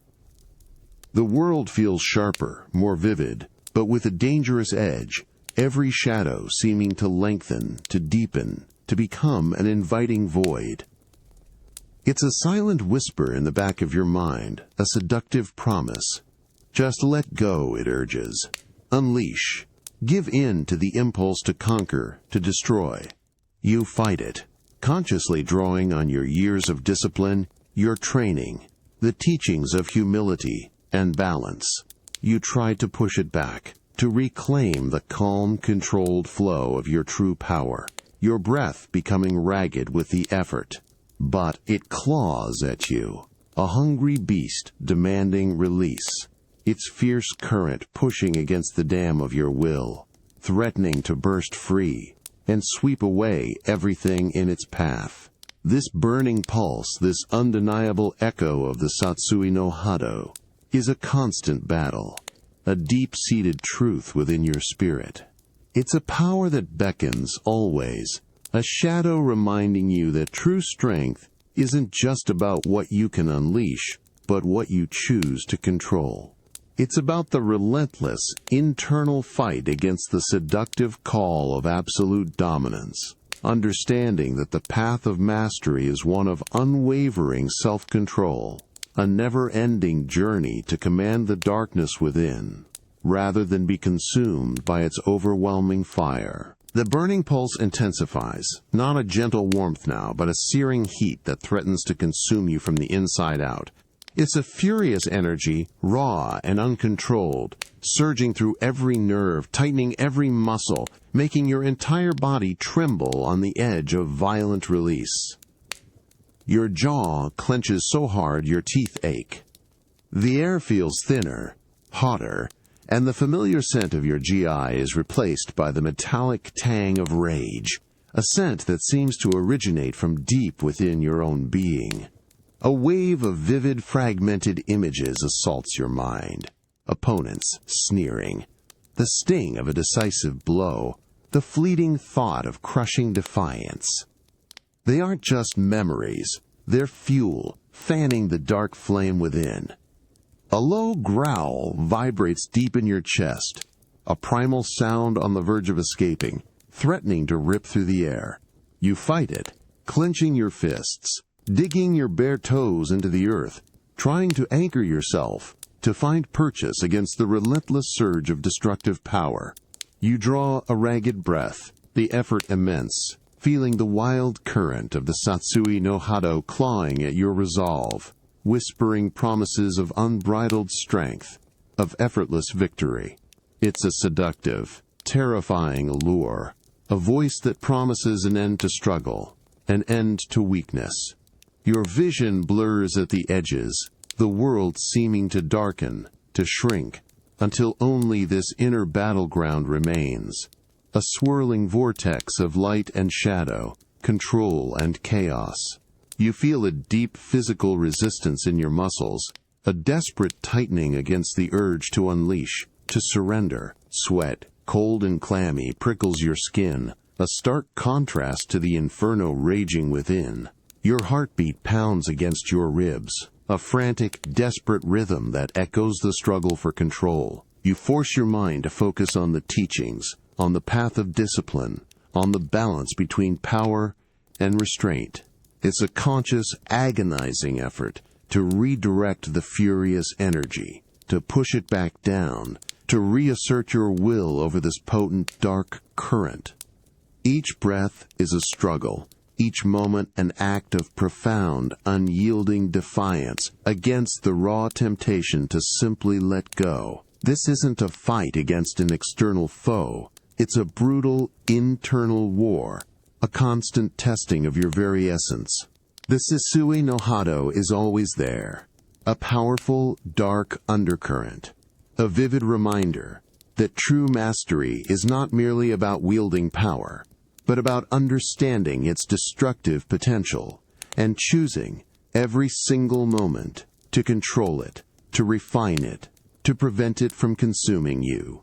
This relentless struggle, this unwavering commitment to maintaining your inner balance, even when the shadow beckons with overwhelming strength, is the core of your journey, an eternal battle for the soul. The warmth hits you first, a gentle, radiating embrace that pushes back against the night's creeping chill. It's a primal, inviting heat, drawing you closer to the crackling heart of a small fire. The comforting scent of wood smoke, earthy and slightly sweet, fills your nostrils, instantly settling something deep within your chest. You stand for a moment, letting the flickering orange glow dance across your face, feeling the tight knots in your shoulders begin to loosen. A quiet surrender to this simple, undeniable comfort. You can hear the soft murmur of voices, a low, easy hum that feels like a balm after the roaring chaos of the waterfall or the deafening clamor of the bazaar. There are others here, a small group gathered around the flames, their faces illuminated in shifting patterns of light and shadow. You recognize no one, yet there's an immediate, unspoken understanding in their quiet presence. You see a man tending the fire, his hands moving with practiced ease, adding another small log that sparks and hisses, sending a flurry of red embers spiraling into the dark night sky. He glances up, his eyes meeting yours, and offers a slight, almost imperceptible nod of acknowledgement, a silent welcome that needs no words. You settle down onto a patch of cool earth near the edge of the fire's radiant circle. The ground is still damp, a subtle contrast to the warmth now spreading through your limbs. Your weary muscles, accustomed to the hard ground and the constant tension of movement, slowly begin to relax into the moment. You watch the flames, mesmerizing in their dance, each flicker and twist a miniature story unfolding before your eyes. The crackle and pop of the burning wood becomes a rhythmic backdrop to the soft breathing of the people around you. A shared, living sound. Someone passes you a rough, wooden cup. You take it, feeling the residual warmth from the hand that held it, the subtle texture of the carved wood against your palm. Inside, a simple herbal tea, fragrant and steaming. You bring it to your lips, the first sip, a gentle warmth that courses down your throat, chasing away the last vestiges of the night's cold. It tastes earthy, slightly bitter yet deeply restorative, a liquid comfort that soothes more than just your thirst. You raise your head, looking across the fire at the anonymous faces, each one etched with their own stories, their own burdens, their own quiet moments of peace. In this shared circle of firelight, surrounded by strangers, you feel a profound connection, a different kind of strength than that forged in combat or honed in solitude. It's the simple, honest warmth of human presence, a quiet understanding that transcends words or deeds. This brief, humble moment of shared firelight, of silent acknowledgement and simple hospitality, is a vital reminder that even for a wanderer on a solitary path, the quiet sustenance of human connection, however fleeting, holds a profound and undeniable power to heal, to ground, and to gently rekindle the spirit. The rich, earthy scent of simmering stew, laced with fragrant herbs and warm spices, wraps around you, a deeper, more complex aroma than any foraged fruit. It's a homey, inviting smell that seems to draw you in, pulling at a hunger you hadn't fully acknowledged until now. You watch as a weathered hand, belonging to the same man who tended the fire, carefully ladles thick, steaming portions into rough wooden bowls, the rhythmic clink of spoon against wood, a comforting, domestic sound. He offers you a bowl, and you feel the immediate radiating warmth through the wood, a comforting heat that seeps into your chilled fingers. The stew looks simple, thick with root vegetables, and perhaps a few morsels of meat, but it promises profound sustenance. You take a seat on the cool earth, your back still resting against the larger rock, joining the small circle of strangers. The firelight dances, painting their faces in shifting hues of orange and gold, softening their features, making them seem less distant. You bring the bowl to your lips, inhaling the steam, then take a hesitant first mouthful. The taste is rich, savory, deeply satisfying, a burst of warmth and flavor that courses down your throat, spreading through your entire body. The vegetables are soft, yielding, the broth hearty and seasoned just right. It's a humble meal, but prepared with care, and it fills a void far deeper than mere hunger. You chew slowly, savoring each bite, feeling the energy begin to gently infuse your tired muscles, pushing back against the lingering aches from the storm. Around you, the quiet murmurs continue, punctuated by the soft sounds of eating, and occasionally, a burst of shared laughter. A woman across the fire gestures animatedly, her eyes twinkling as she shares a story in a language you don't understand, yet the warmth of her amusement is universal. A young boy beside her giggles, his gaze briefly meeting yours, a flash of innocent curiosity before he dives back into his own bowl. You find yourself smiling, a small involuntary twitch of your lips, a rare expression in your solitary life. The simple, honest sound of their laughter, unrestrained and genuine, feels like a physical warmth, a vibrant counterpoint to the crackling fire. You finish your meal, feeling a deep, quiet satisfaction, a sense of profound replenishment that goes beyond just the physical. This shared table, under the open sky, has bridged a gap, a silent connection forged not through words, but through the simple act of offering and accepting, of breaking bread together. It's a potent reminder that even a wanderer on a path of relentless self-discovery finds strength not just in solitude or battle, but in the tender, unexpected moments of shared humanity, in the humble fare and the contagious laughter that reminds you of the quiet, enduring beauty of human connection. The first thing you feel is a sharp, unexpected sting, like 100 tiny needles pricking your skin all at once. It's the bite of antiseptic, raw and potent, washing over the fresh wound on your forearm. You wince, a quick, involuntary jerk of your muscles, but hold steady, bracing yourself for the next wave. The smell of the crude remedy is acrid, chemical, mingling with the metallic tang of drying blood and the faint, earthy scent of the rough spun cloth it's applied with. You sit on a low wooden stool in a sparsely lit corner of what appears to be a makeshift clinic or a traveler's aid station. The air is cool, still, carrying distant sounds of a bustling street that feel far removed from your immediate, focused discomfort. You feel the rough, calloused fingers of the person tending to you, their touch firm and deliberate, yet surprisingly gentle. They press down, cleaning the gash left by a stray piece of debris during a recent journey, or perhaps a glancing blow from an unforeseen opponent. Each wipe brings a renewed flash of pain, sharp and clean, a necessary purification. Your eyes are closed, focusing inwards, consciously breathing through the discomfort. You feel the grit and grime being meticulously cleaned away, the tiny particles that could fester and cause greater trouble. It's a stark reminder of the realities of your path, the constant exposure, the unavoidable wounds, the small, quiet acts of mending that keep you moving forward. You hear the soft rustle of fresh bandages being unrolled, the faint whisper of coarse fabric, preparing for the next step of the healing process. The sting begins to subside, replaced by a dull, throbbing ache, a more tolerable companion to the newly cleaned wound. You open your eyes, looking down at your arm. The cut is still angry red, a stark line across your tanned skin, but now clean, ready for protection. You watch as the hands expertly wrap the bandage around your forearm, tight enough to offer support, but not so tight as to cut off circulation. You feel the pressure, the new constraint, a physical boundary against the outside world, a temporary shield for the mending flesh beneath.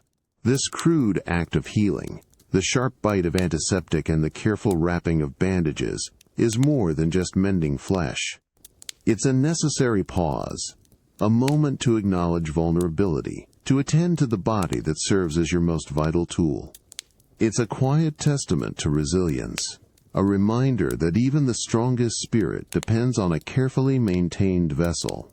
Every sting of the antiseptic, every layer of the bandage, is a deliberate step in preparing you to face the next challenge, to continue the relentless journey, understanding that sometimes true strength is found not in avoiding pain, but in patiently enduring its sting, in the quiet, focused act of mending yourself. A dull, persistent throb pulses from your bandaged forearm, a constant, low-level ache that's a quiet counterpoint to the more intense discomfort of fresh wounds. It's a rhythmic reminder of the damage, but also of the slow, steady process of repair already underway. The rough-spun fabric of the bandage chafes slightly against your skin, an unfamiliar constraint that keeps the wound protected, yet also draws your attention to its vulnerability. The faint, clean smell of antiseptic still lingers, a faint whisper against the underlying scent of your own skin. You flex your fingers slowly, tentatively, feeling the pull on the newly mended skin beneath the wrapping. It's a delicate balance, pushing enough to maintain mobility, but not so much as to tear the fragile new tissue. Each small movement brings a dull twinge, a sharp, brief warning that tells you where the boundaries lie. You sit, observing the gentle ripple of muscles in your arm, watching as your blood, now calm, flows beneath the surface, silently working its magic. The healing isn't a sudden burst of energy, but a meticulous, patient reconstruction, cell by tiny cell. Your breathing is slow even, a conscious effort to channel your inner calm, to direct energy towards recovery. You focus on the pain, not as something to be ignored or overcome with force, but as information, a precise guide to your body's current state. The fatigue from recent exertions, from battles won and lost, from journeys through sun and storm, now settles heavy in your bones. It's a different kind of weariness, a deep, restorative exhaustion that demands rest and patience, a profound contrast to the adrenaline-fueled highs of combat. You close your eyes, letting the quiet of the small room wash over you. There are no shouts, no roars, no clamoring crowds, just the soft rustle of your GI as you shift, the distant hum of the world outside, and the persistent, rhythmic pulse of your own healing body. You mentally review recent fights, not for strategic misses, but for the physical toll, pinpointing where the impact settled, where the energy drained. This quiet introspection, this meticulous self-assessment, is as vital to your growth as any punch or kick. This slow mending, this patient progress, isn't weakness. It's a testament to your body's profound resilience. Every ache, every subtle pull of healing flesh, is a vital lesson in patience, in acceptance, in the deep, undeniable wisdom of the body. You understand that true strength isn't just about how much punishment you can take, or how quickly you can fight back. It's also about how patiently you can heal, how diligently you can rebuild, and how deeply you can trust in the silent, miraculous process of your own body's unwavering journey towards wholeness. This is the quiet, essential rhythm of the path, demanding self-care as much as self-mastery. The air itself bites, sharp and thin, instantly stinging your nostrils and burning deep in your lungs with every desperate gulp. You're high in the mountains now, far above the dense forests and bustling streets, where the wind whispers with a chilling, constant sigh against the stark rock faces. The scent is pure, crisp, carrying only the faint, clean smell of ancient stone and sparse, hardy vegetation, utterly devoid of the earthiness or humanity you've grown accustomed to. Your feet, toughened by countless journeys, find purchase on the uneven, rocky ground. Each step is a careful negotiation, the cold, unforgiving stone pressing against your soles through the thin fabric of your GI. You feel the immense, silent presence of the peaks around you, towering sentinels piercing the brilliant blue sky, their jagged forms casting long, deep shadows that hold a primal, ancient cold. The sheer scale of the landscape is breathtaking, overwhelming, making you feel impossibly small yet profoundly connected to something vast and eternal. Your breath comes in short, ragged gasps, your chest heaving with the effort. The lack of oxygen is a constant, insistent pressure, making your head feel light, your limbs heavy. Your heart pounds a furious rhythm against your ribs, working overtime to push blood through your body. You glance down, and the world below stretches out like a crumpled map, valleys and rivers reduced to intricate lines, shrouded in a soft, ethereal haze. It's a vista that steals your breath, not just from the exertion, but from its sheer raw beauty. You push upwards, following a narrow, winding trail that seems to disappear into the clouds. The silence here is immense, a deep, resonant hush broken only by the whistling wind and the frantic beat of your own pulse. There's no distraction, no noise, just the relentless physical demand and the stark beauty of your surroundings. You feel the sun, a harsh, unfiltered warmth on your face, even as the air remains sharp and cold, a paradoxical embrace of extremes. The effort required for each step is immense, a burning ache in your thighs, a constant demand for more. This mountain's embrace isn't just a physical climb. It's a test of spirit, a relentless confrontation with your own limits. The thin air, the burning lungs, the breathtaking vistas, all conspire to strip away everything but the essential. Here, amidst the stark beauty and crushing difficulty, you discover a profound resilience, understanding that true strength isn't just about how high you can climb, but about how deeply you can breathe, how fiercely you can push, and how steadily you can move forward, one arduous step at a time, into the heart of the raw, unyielding world, forging your spirit on the highest peaks. You finally pull yourself onto the absolute peak, your hands gripping the cold, rough stone, muscles screaming in protest, but an undeniable surge of exhilaration overriding the pain. The wind-up here isn't a whisper. It's a relentless, roaring current that whips past your ears, tearing at your GI, threatening to peel you right off the exposed rock.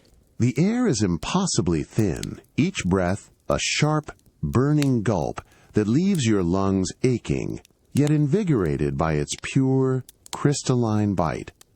The scent is of raw, ancient stone, of pure cold, utterly clean, a taste of untamed eternity. Your heart hammers against your ribs, a frantic, triumphant drumbeat that echoes in the profound silence.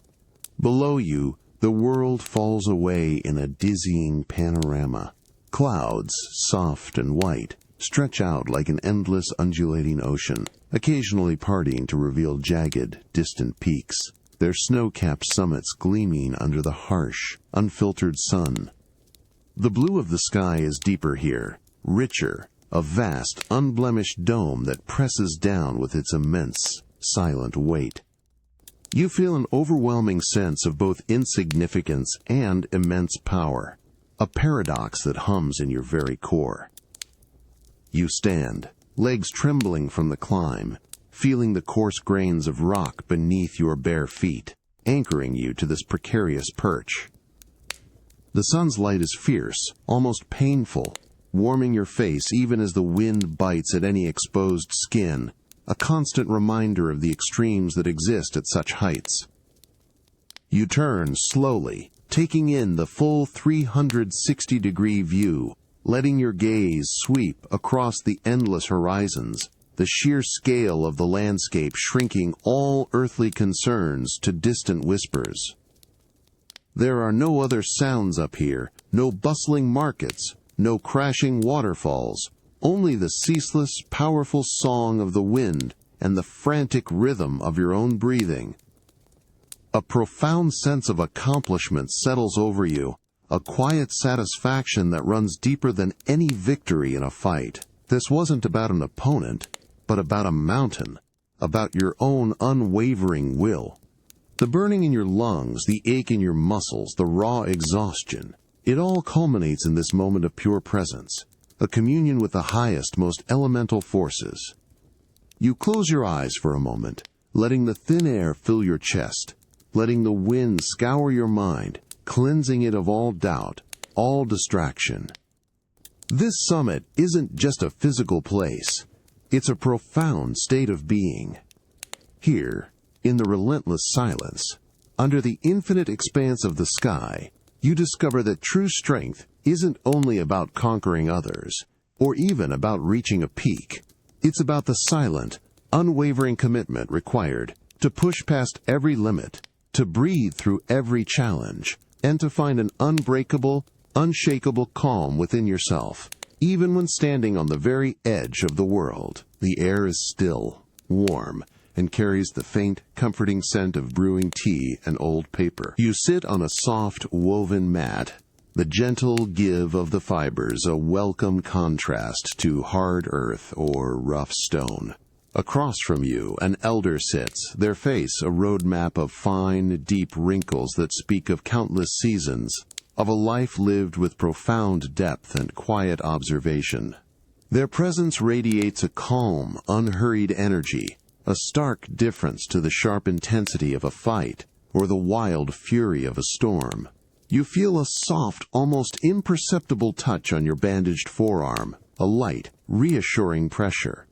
It's the elder's hand, cool and dry, their fingers gnarled but gentle, tracing the edge of the wound.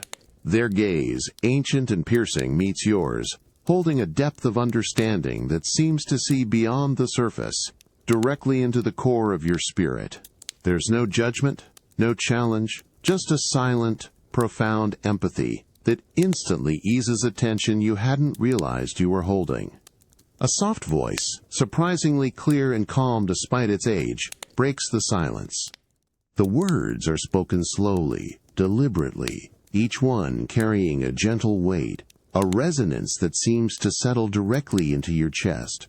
You don't remember hearing a voice so utterly devoid of haste or aggression in a very long time. It speaks of balance, of patience, of the enduring strength found not in outward force but in unwavering inner peace. You listen, absorbing not just the meaning of the words, but the tranquil cadence, the quiet wisdom woven into every syllable. You take a deep breath, filling your lungs with the peaceful, tea-scented air. The subtle aches in your body, the lingering fatigue, seem to soften under the elder's gentle presence, melting into the background. You watch their hands, moving with a practiced, almost meditative grace, as they pour fresh tea into two small, delicate cups. The faint clink of ceramic, the whisper of steam rising from the dark liquid. These small, simple sounds become profound in the quiet sanctity of the moment, anchoring you to the present, to the simple beauty of shared space. This encounter isn't about physical combat or overcoming a tangible obstacle. It's about a different kind of strength, one rooted in wisdom, in calm, in the deep understanding that comes only with time and reflection. The elder's gentle touch, their soft voice, their quiet, knowing presence, offers a profound solace. It's a vital reminder that the path of mastery is not solely defined by the fights you win or the peaks you conquer, but by the wisdom you absorb, the peace you cultivate, and the quiet, enduring strength that emerges when you allow yourself to be guided by the ancient, gentle echoes of accumulated experience. You hold the warm teacup in your hands, feeling the gentle heat radiating through the smooth ceramic, a quiet comfort against the lingering aches in your body. The aroma of the steaming herbal brew rises, earthy and calming, mingling with the subtle, comforting scent of old paper and aged wood that permeates the quiet room. Across from you, the elder's voice continues, soft and steady, weaving a tale that feels as ancient as the mountains themselves. It's a story not just told but felt, the wisdom of generations flowing through their words. You listen, deeply absorbed, your gaze fixed on the elder's face, their eyes, though old, gleaming with an unwavering clarity as they speak. Their hands, gnarled and marked by time, move with subtle, expressive gestures, punctuating phrases, adding depth to the narrative. You find yourself leaning forward slightly, utterly captivated by the simple, profound lore, a sharp contrast to the raw, visceral exchanges of combat. This isn't about physical impact.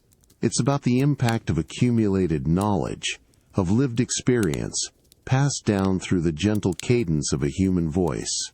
You take a slow sip of the tea. It tastes bitter, yet cleansing, a warm liquid that settles your spirit, calming the restless energy that often hums beneath your skin. Each swallow feels like a tiny act of nourishment, not just for the body, but for the mind, absorbing the quiet wisdom as effortlessly as the warmth.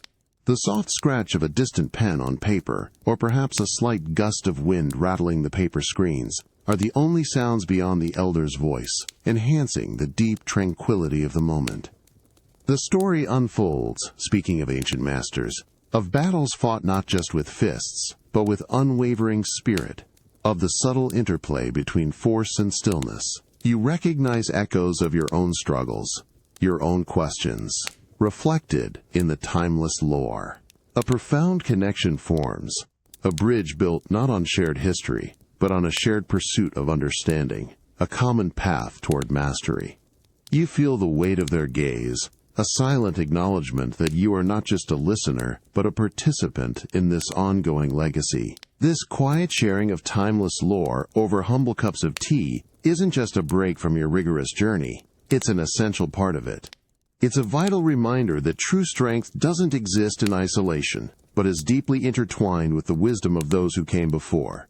In this gentle exchange, in this bridging of generations, you find not just answers, but a deeper sense of purpose, understanding that the pursuit of mastery is an endless, evolving story, always informed by the past, always reaching for the future, carried forward through the quiet, profound power of human connection and shared wisdom. The roar hits you like a physical force, a cacophony of engines, blaring horns, and a million overlapping voices. It's not the natural roar of a waterfall, nor the primal cry of a crowd. This is a manufactured symphony of chaos, a constant, deafening hum that vibrates through your very bones. You're standing in the heart of a sprawling, modern metropolis, surrounded by towering structures of steel and glass that pierce the hazy sky, dwarfing everything beneath them. The air itself tastes different here, metallic, thick with exhaust fumes, and a strange, synthetic sweetness from unknown sources. Your bare feet, accustomed to earth and stone, feel the hard, unyielding concrete of the sidewalk, constantly vibrating with the distant rumble of subway trains and heavy traffic. The ground pulses with a restless, artificial energy. You are swept along in a torrent of humanity, a relentless river of people rushing past, their faces a blur of focused urgency. You feel the constant jostle of bodies, the brush of unfamiliar fabrics, the fleeting warmth of another's presence, all in a dizzying, ceaseless flow. Every glance you catch is fleeting, impersonal, lost in the overwhelming surge. Your eyes struggle to process the sheer volume of visual information. Bright flashing neon signs scream for attention from every direction, their garish colors assaulting your vision. Giant screens on buildings play silent, hypnotic advertisements, their images flickering with relentless speed. The light itself feels artificial, a harsh, electric glare that never truly softens. You hear a rapid, incessant chatter of phones, the high-pitched jingle of a game from a nearby arcade, the screech of tires, all blending into an overwhelming ceaseless din that makes it hard to focus, to find a moment of quiet introspection. You move through the crowds, your GI a stark, almost anachronistic presence amidst the sleek, modern clothing. Your senses, honed to detect subtle shifts in the natural world or an opponent's intent, are assaulted by the sheer, unfiltered intensity of this urban landscape. The feeling is one of profound disorientation, a sense of being lost in a whirlwind of artificial stimuli, a labyrinth of concrete and light and sound. The raw, untamed energy of the natural world is replaced by an equally powerful but fundamentally different human-made force, an unending chaotic hum. This concrete jungle isn't just a place, it's a relentless test of adaptation, a confrontation with a world built by hands, not nature. It forces you to find your balance not in stillness, but in relentless motion, to discover an inner calm amidst an external storm of sensory overload. Here, in the heart of the modern metropolis, you learn that true strength isn't just about conquering foes or mastering techniques, but about maintaining your center, your quiet purpose, even when utterly adrift in the overwhelming, chaotic roar of humanity's relentless progress. The hard, unyielding concrete of the sidewalk presses against your bare feet, each step a dull thud against the unforgiving surface. The air is thick with a strange mixture of exhaust fumes, artificial scents from unseen storefronts, and the lingering smell of fast food. You're a quiet eddy in a furious river of humanity. Your simple GIA is stark, almost anachronistic presence amidst the vibrant, ever-changing fashion of the metropolis. Every face that rushes past is a fleeting glimpse, a momentary spark of life before being swallowed by the relentless tide. You feel the constant, insistent brush of strangers against your shoulders, your arms, their hurried pace pulling them forward, never pausing, never truly seeing. Their gazes, when they flicker towards you, are quick, dismissive, or filled with a fleeting curiosity that instantly fades. You are a ghost moving through their vibrant, urgent world, physically present yet utterly disconnected. The feeling is a profound sense of anonymity, a potent blend of freedom and isolation in this sea of faces. Sounds assault you from every direction. The distant wail of sirens, the incessant chatter of mobile phones, the booming bass of music from unseen cars, the high-pitched laughter of children, all layered over the ceaseless hum of machinery. It's a sensory avalanche, a constant, artificial clamor that makes the subtle whispers of nature or the quiet focus of a dojo seem like distant dreams. You hear a sharp, impatient horn blast, then the hurried footsteps of someone rushing to catch a bus, their desperation palpable even in this chaotic environment. Your eyes dart across the towering buildings, their glass facades reflecting the distorted, frenetic energy of the street. Bright, flickering advertisements pulse with relentless urgency, their digital images changing with dizzying speed. You notice the sharp lines of modern architecture, the cold, smooth surfaces of metal and glass, a stark contrast to the organic forms of mountains or forests. This is a world designed for efficiency, for speed, for constant consumption, and you are a wandering spirit, moving at a different rhythm, seeking a different truth. This experience, this immersion in the alien streets of a modern city, isn't about finding a battle or honing a technique. It's about a deeper challenge, maintaining your inner stillness, your quiet purpose, amidst an overwhelming torrent of artificiality and disconnection. It's about being truly present, yet utterly unbound, a silent observer in a world that rushes past without truly noticing. Here, in the heart of this concrete labyrinth, you learn that true strength lies not just in conquering external foes, but in preserving your own unwavering spirit, your essential self, even when adrift in a world of strangers and ceaseless, alien noise. The first thing you notice is the sound, or rather the exquisite lack of artificial sound. No blaring horns, no rumbling trains, no incessant chatter. Instead, a gentle, rhythmic whisper of wind dances through the leaves, a constant, soothing murmur that washes over you like a balm. You're deep within a dense forest, the air clean and cool, thick with the earthy scent of damp soil, pine needles, and decaying wood. A grounding, familiar aroma that feels like a return home after the alien streets of the city. Your bare feet find the soft, yielding earth, a welcome give after days of hard concrete and unforgiving stone. Each step is cushioned, silent, leaving only faint imprints in the rich, dark soil. Above you, the canopy is a majestic, shifting ceiling of green, filtering the sunlight into dappled patterns that dance across the forest floor. Shadows stretch long and fluid, concealing as much as they reveal, creating a sense of profound mystery and hidden life. You feel the cool kiss of the air on your skin, a refreshing contrast to the humid, stale air of the metropolis. Sounds here are subtle, intricate.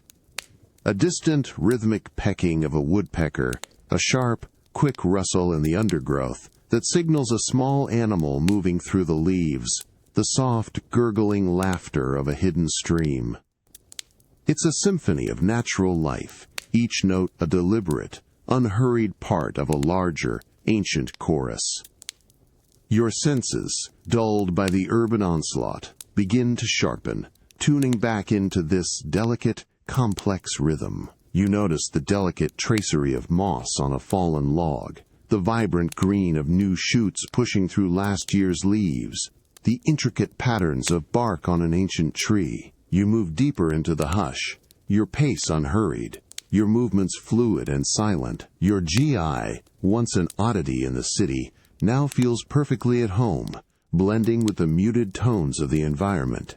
You draw a deep breath, filling your lungs with the pure, untainted forest air, feeling a quiet energy begin to hum within your core, a gentle stirring of your ki. This isn't the explosive power of a fight, nor the relentless push of a mountain climb, but a deep, foundational renewal, a quiet reconnection with the source of your own innate strength. This forest's hush isn't just a place of quiet. It's a sanctuary for the spirit, a canvas for profound introspection. Here, amidst the symphony of rustling leaves and hidden life, you find a different kind of challenge, not to conquer, but to simply nover, to listen, to absorb. It's a reminder that true strength doesn't always roar or clash. Sometimes it whispers in the wind, it breathes in the earth, and it quietly restores the soul, preparing you for whatever path lies ahead with renewed clarity and grounded purpose. The scent of damp earth, decaying leaves, and the sweet, resinous aroma of pine is pervasive, clean, and deeply familiar, filling your lungs with every slow, deliberate breath. The forest air, cool and fresh, brushes against your skin, a welcome caress after the stale air of the city. Your bare feet move silently over a carpet of moss and fallen needles, feeling the soft give of the soil, the occasional prod of a hidden root. A tactile world far removed from harsh concrete. Sunlight filters through the dense canopy in shifting emerald and gold, painting the forest floor in a mosaic of light and shadow. You pass under ancient, gnarled trees, their rough bark feeling cool and solid against your hand as you brush past. The silence is profound, yet alive, a delicate balance of peace and hidden vigilance. You hear the distant, repetitive call of a bird, a series of quick, sharp chirps that punctuate the deeper hum of unseen insects. Then, a sudden, almost imperceptible snap of a twig in the distance, a sound barely audible, yet it instantly sharpens your focus, a subtle alarm. Your head tilts, your senses instantly attuned to the faintest disturbance. It's not the immediate aggressive challenge of an opponent, but a more subtle tension, a primal awareness that something else shares this space, something potentially unseen, unpredictable. Your hands, usually relaxed, subtly clench, readying themselves without conscious command. You scan the dappled shadows, your eyes searching for any anomaly, any flicker of movement that doesn't belong to the natural sway of the leaves. The peace here is profound, but it is a peace that demands constant, quiet awareness, an understanding that tranquility often conceals sharp edges. You continue to move, but with a heightened sense of caution, your steps even more deliberate, lighter, less intrusive. Every rustle in the undergrowth is mentally catalogued, assessed. The wind picks up slightly, stirring the higher branches, creating a soft, sighing chorus that masks the quieter sounds, increasing the challenge to your senses. You catch a faint, musky scent carried on the breeze, a scent of wildness, of something large moving through the unseen depths of the forest. It's a powerful reminder that this sanctuary is also a wilderness, governed by its own immutable laws, holding both beauty and danger in equal measure. This forest sanctuary isn't just a place to find peace. It's a living teacher, a constant reminder of the delicate balance between calm and vigilance. Here, amidst the serene beauty and the subtle presence of hidden dangers, you understand that true strength isn't just about overcoming external threats, but about cultivating an inner calm that allows you to perceive and adapt to any challenge, whether it's a fierce opponent or the silent, unseen forces of the wild. It's a profound connection to the raw, untamed world, a constant honing of your senses, preparing you for anything the path may hold. The air around you is cool, carrying the familiar earthy scent of damp soil and ancient trees, a grounding aroma that has become your constant companion. You walk through a quiet, almost forgotten path, your bare feet padding softly on the overgrown grass. The forest here seems older, the trees gnarled and wise, their branches weaving a dense, protective canopy overhead. A faint, almost imperceptible breeze whispers through the leaves, a soothing sigh that speaks of timeless tranquility. You are utterly alone, yet a profound sense of peace settles over you, a quiet stillness that allows your senses to unfurl, to perceive the world with heightened clarity. Then, it hits you. Not a smell from the wild, not the sharp tang of combat, but something subtly different, carried on that same gentle breeze. It's faint, elusive, almost imagined, yet undeniably present. A fleeting wisp of wood smoke, yes, but interwoven with something else. A delicate sweetness, like dried herbs, and a warmth that speaks of a hearth long tended, of meals shared, of a quiet domestic space. It's a scent so tender, so profoundly familiar, that it momentarily stills your steps, pulling you out of the present moment and into a distant, hazy past. You close your eyes, drawing a deeper breath, trying to anchor the elusive aroma, to pull it closer.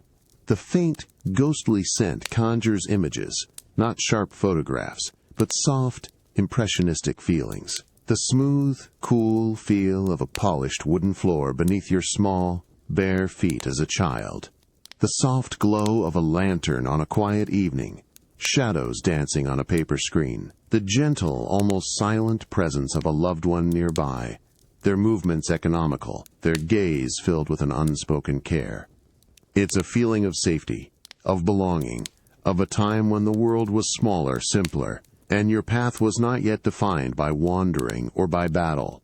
A pang, soft and fleeting, brushes your chest, a distant echo of longing, a quiet ache for a time long gone, a place perhaps no longer existing as you remember it. The scent begins to fade, dissolving back into the earthy embrace of the forest, becoming one with the pine and the damp soil. You open your eyes, the lush green of the trees, the dappled sunlight, all return to sharp focus, anchoring you back to the present. The vision of home, of childhood, is gone, but a gentle warmth lingers in its place, a quiet hum in your heart. This fading scent, this distant memory, isn't a distraction from your path. Instead, it's a profound reminder of the roots that ground you, the quiet origins that shape the warrior you have become. It's a testament to the enduring power of gentle memories, of the human need for connection and warmth. Even as you wander relentlessly seeking new challenges and greater understanding, these echoes of home serve as a silent wellspring, nourishing your spirit, reminding you of the quiet, fundamental strength found not just in combat, but in the tender, undeniable truth of where you began. The subtle scent of wood smoke and dried herbs has faded, dissolving back into the pervasive, earthy aroma of the ancient forest. Yet a quiet ache lingers in your chest, a dull, insistent throb that's a bitter counterpoint to the vibrant pulse of your kai. It's not physical pain, not a bruise or a strain, but the subtle, bittersweet pang of nostalgia, a ghost of memory that brushes against your spirit. Your bare feet continue their silent padding on the mossy ground, but your steps are now imbued with a different kind of weight, a quiet melancholy. You look up at the shifting canopy, the sunlight dappling through the leaves, and the beauty feels tinged with a faint sadness.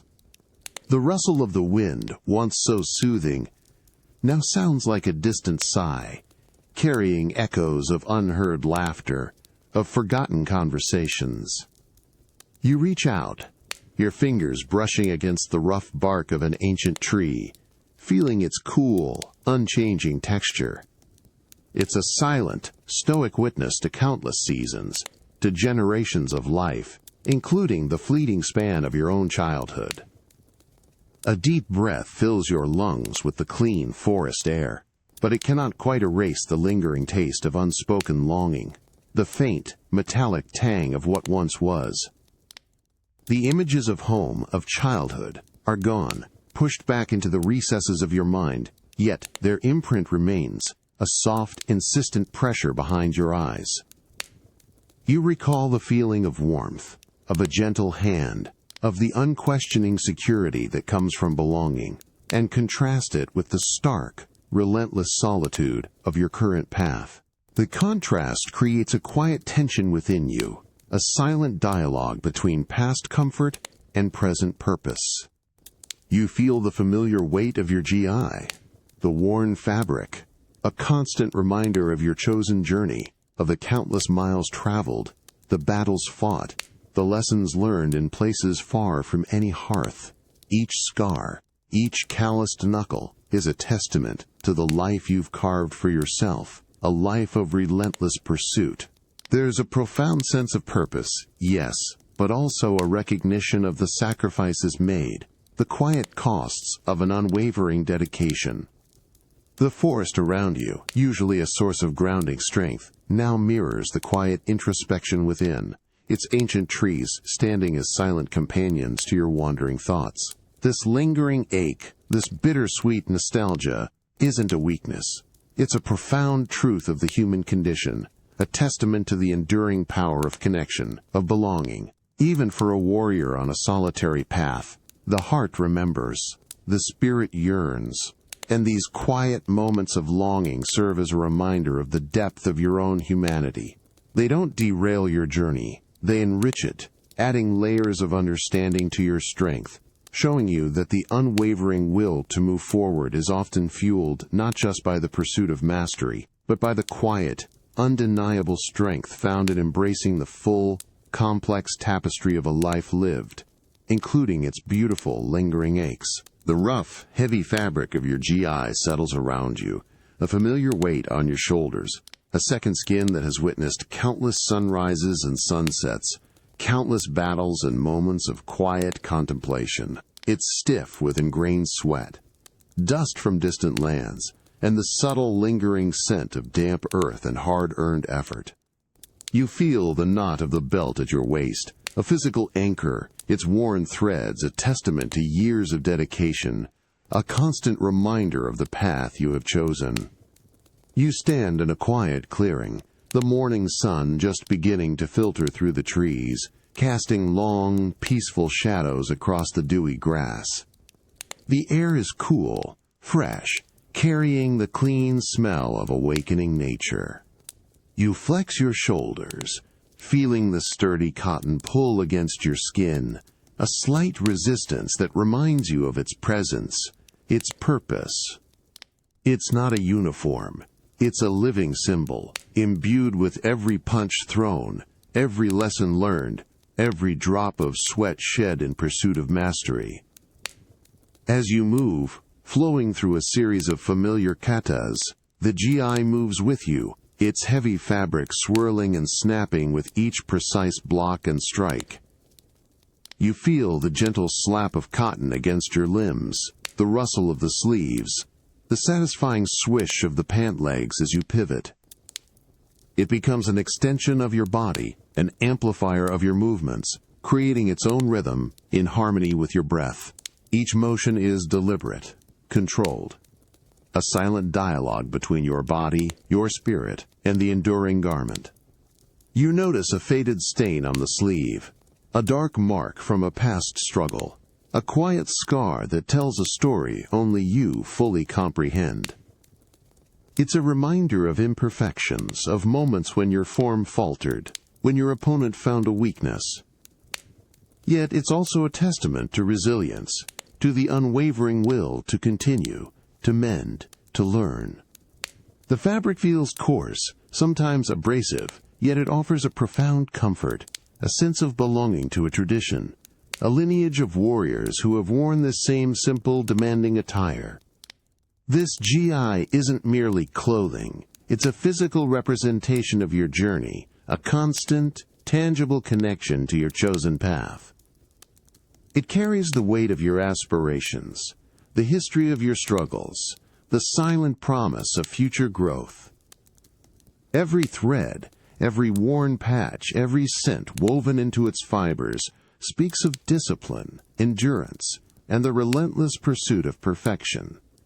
It's a humble garment, yet it bears a profound burden, serving as a constant quiet inspiration, a silent companion on your unwavering quest for true mastery, reminding you that the path is not just about what you achieve, but about how faithfully you wear the weight of your chosen way, day after day, year after year. The familiar, heavy fabric of your GI presses against your skin, now soaked with fresh sweat, clinging uncomfortably to your chest and back. You stand in the quiet clearing, the setting sun casting long, orange shadows through the trees, painting the dew-kissed grass in hues of fire and gold. Your muscles ache, a deep, persistent throb that hums through your entire body, a testament to hours of unrelenting training. Your lungs burn with the effort of countless powerful breaths, and your throat feels raw, tasting faintly of exertion and the metallic tang of blood from a strained inner cheek. You lower your fists, slowly,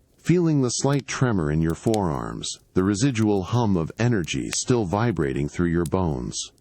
The calluses on your knuckles are thick, scarred, each one a small, hard monument to impacts absorbed and delivered. You trace the faded, dark stain on your GI sleeve, a permanent mark from a past struggle, and a quiet wave of memories washes over you. Moments of triumph, yes, but also countless sacrifices. The bitter, cold nights spent sleeping on hard ground, the gnawing hunger endured, the friendships left behind as you answered the call of your path. A profound sense of solitude settles around you, a familiar companion. It's not loneliness, but a quiet recognition of the choices made, the path walked alone. The rustle of the leaves in the evening breeze sounds like a distant sigh, carrying whispers of what might have been, of a life untraveled. You feel the cool kiss of the air on your sweat-damp skin, a stark reminder of the relentless exposure, the constant demand for resilience. Your gaze drifts to the horizon, where the last sliver of sun dips below the distant trees, signaling the end of another day, another cycle of effort. Your body, a vessel of honed power, carries the weight of every challenge, every victory, every defeat. The subtle aches in your joints, the persistent stiffness in your back, the quiet exhaustion in your eyes. These are the silent costs, the sacrifices made on the road to true strength. You close your eyes, drawing a deep, slow breath, pulling the cool evening air deep into your core, feeling the familiar fire of your ki stir, readying itself for another dawn. This inner light, this unwavering spirit, is what remains, what sustains you through every trial, every moment of doubt. This isn't just about training or fighting. It's about the profound cost of power, the sacrifices willingly made on the relentless road to true strength. Every aching muscle, every solitary night, every missed connection is a chosen offering to the path of mastery. You understand that the ultimate strength isn't just about what you gain, but about what you are willing to give, what you are willing to endure, knowing that the deepest power is forged not in ease, but in the unwavering commitment to a demanding journey, a solitary quest for perfection, whatever the personal cost. The first whisper of light touches your face, a cool, soft caress that gently pulls you from the depths of sleep. It's not the harsh glare of noon, nor the artificial glow of city lights, but a tender, ethereal luminescence, barely visible at the edge of the world. You feel the damp, cool earth beneath your back. Its persistent chill a familiar counterpoint to the quiet warmth that now stirs within you. The air is crisp, clean, imbued with the deep, earthy scent of a forest awakening, of dew-kissed leaves and damp soil. Your eyes flutter open to a world still largely cloaked in shadow, a muted canvas of charcoal grays and deep blues. Only on the distant horizon, a thin, vibrant line of rose and gold begins to bleed into the darkness, signaling the sun's imminent ascent. A single bird offers a tentative, hopeful chirp, quickly joined by another, and then another, a fragile chorus building against the receding silence of the night. You take a deep breath, filling your lungs with the cold, pure air, feeling its invigorating bite, clearing the last vestiges of sleep from your mind. You push up slowly, rising from the earth with a practiced ease, your muscles, though stiff, responding with a familiar readiness. You rub your temples, feeling the slight stubble of a new day, the smooth skin of your brow cool to the touch. Your gaze is drawn, inevitably, to the burgeoning light, watching its slow, deliberate climb, feeling its quiet power. It's a promise, an invitation, a fresh start offered with unwavering certainty. The shadows around you begin to retreat, softening their sharp edges, revealing the intricate patterns of moss on tree trunks, the delicate lacework of spiderwebs strung between branches. You stand, taking your usual stance, feet rooted to the damp ground, arms raised in preparation. The cool air still bites, but it also sharpens your senses, bringing a crisp clarity to your thoughts. Your GI, worn and familiar, feels like a second skin, a comforting weight that has shared countless dawns. There's a quiet resolve in your posture, an unshakable determination etched into the lines of your face.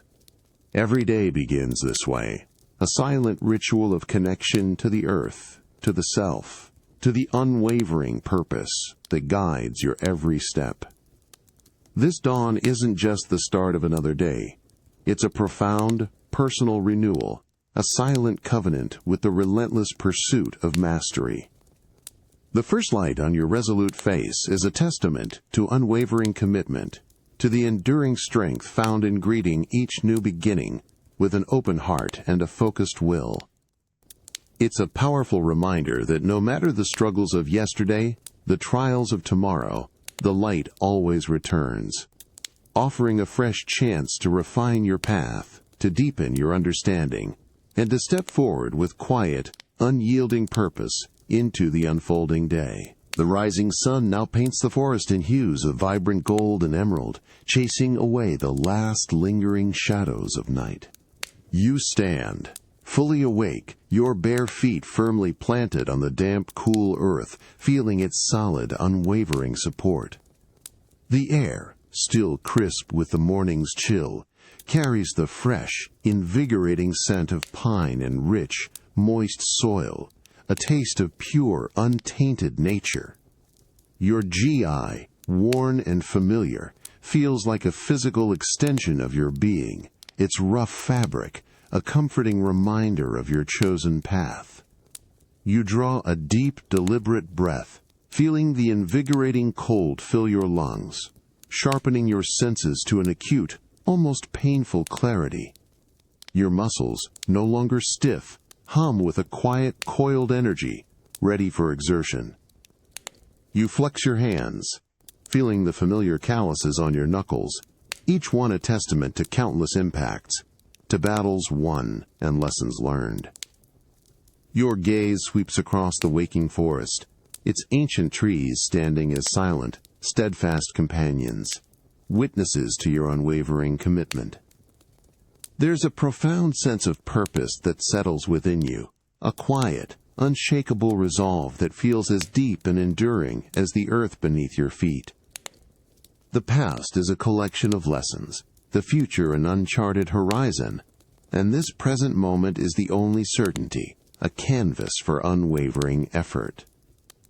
You begin a series of precise, flowing movements, a slow, deliberate kata that perfectly synchronizes your body and mind.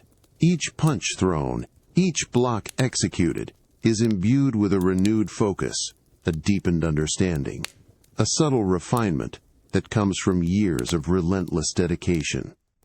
The only sound is the soft whoosh of your GI, the gentle thud of your bare feet, and the rhythmic inhale and exhale of your own breath, a steady, unwavering drumbeat of life and purpose. The sun climbs higher, its warmth now a gentle caress on your skin, invigorating your spirit, pushing away any lingering traces of fatigue. You feel a quiet fire ignite within your core, not the destructive rage of the Satsui no Hado, but the pure, focused energy of your honed ki, vibrant and controlled, ready to be channeled. There's no external pressure here, no opponent to defeat, no crowd to impress. Only the relentless pursuit of self-mastery, the unwavering commitment to the path. Day after day, step after arduous step, this new day, dawning bright and clear, isn't just a continuation, it's a fresh beginning, a profound reaffirmation of your unwavering resolve. Every sunrise is an invitation, a silent challenge to push further, to refine deeper, to understand more. You step forward, a lone figure against the backdrop of an awakening world, knowing that the journey is endless, the true battle an internal one, and that the path to ultimate strength is forged not in a single victory, but in the unwavering commitment to forever forging ahead, always seeking, always learning, always becoming more.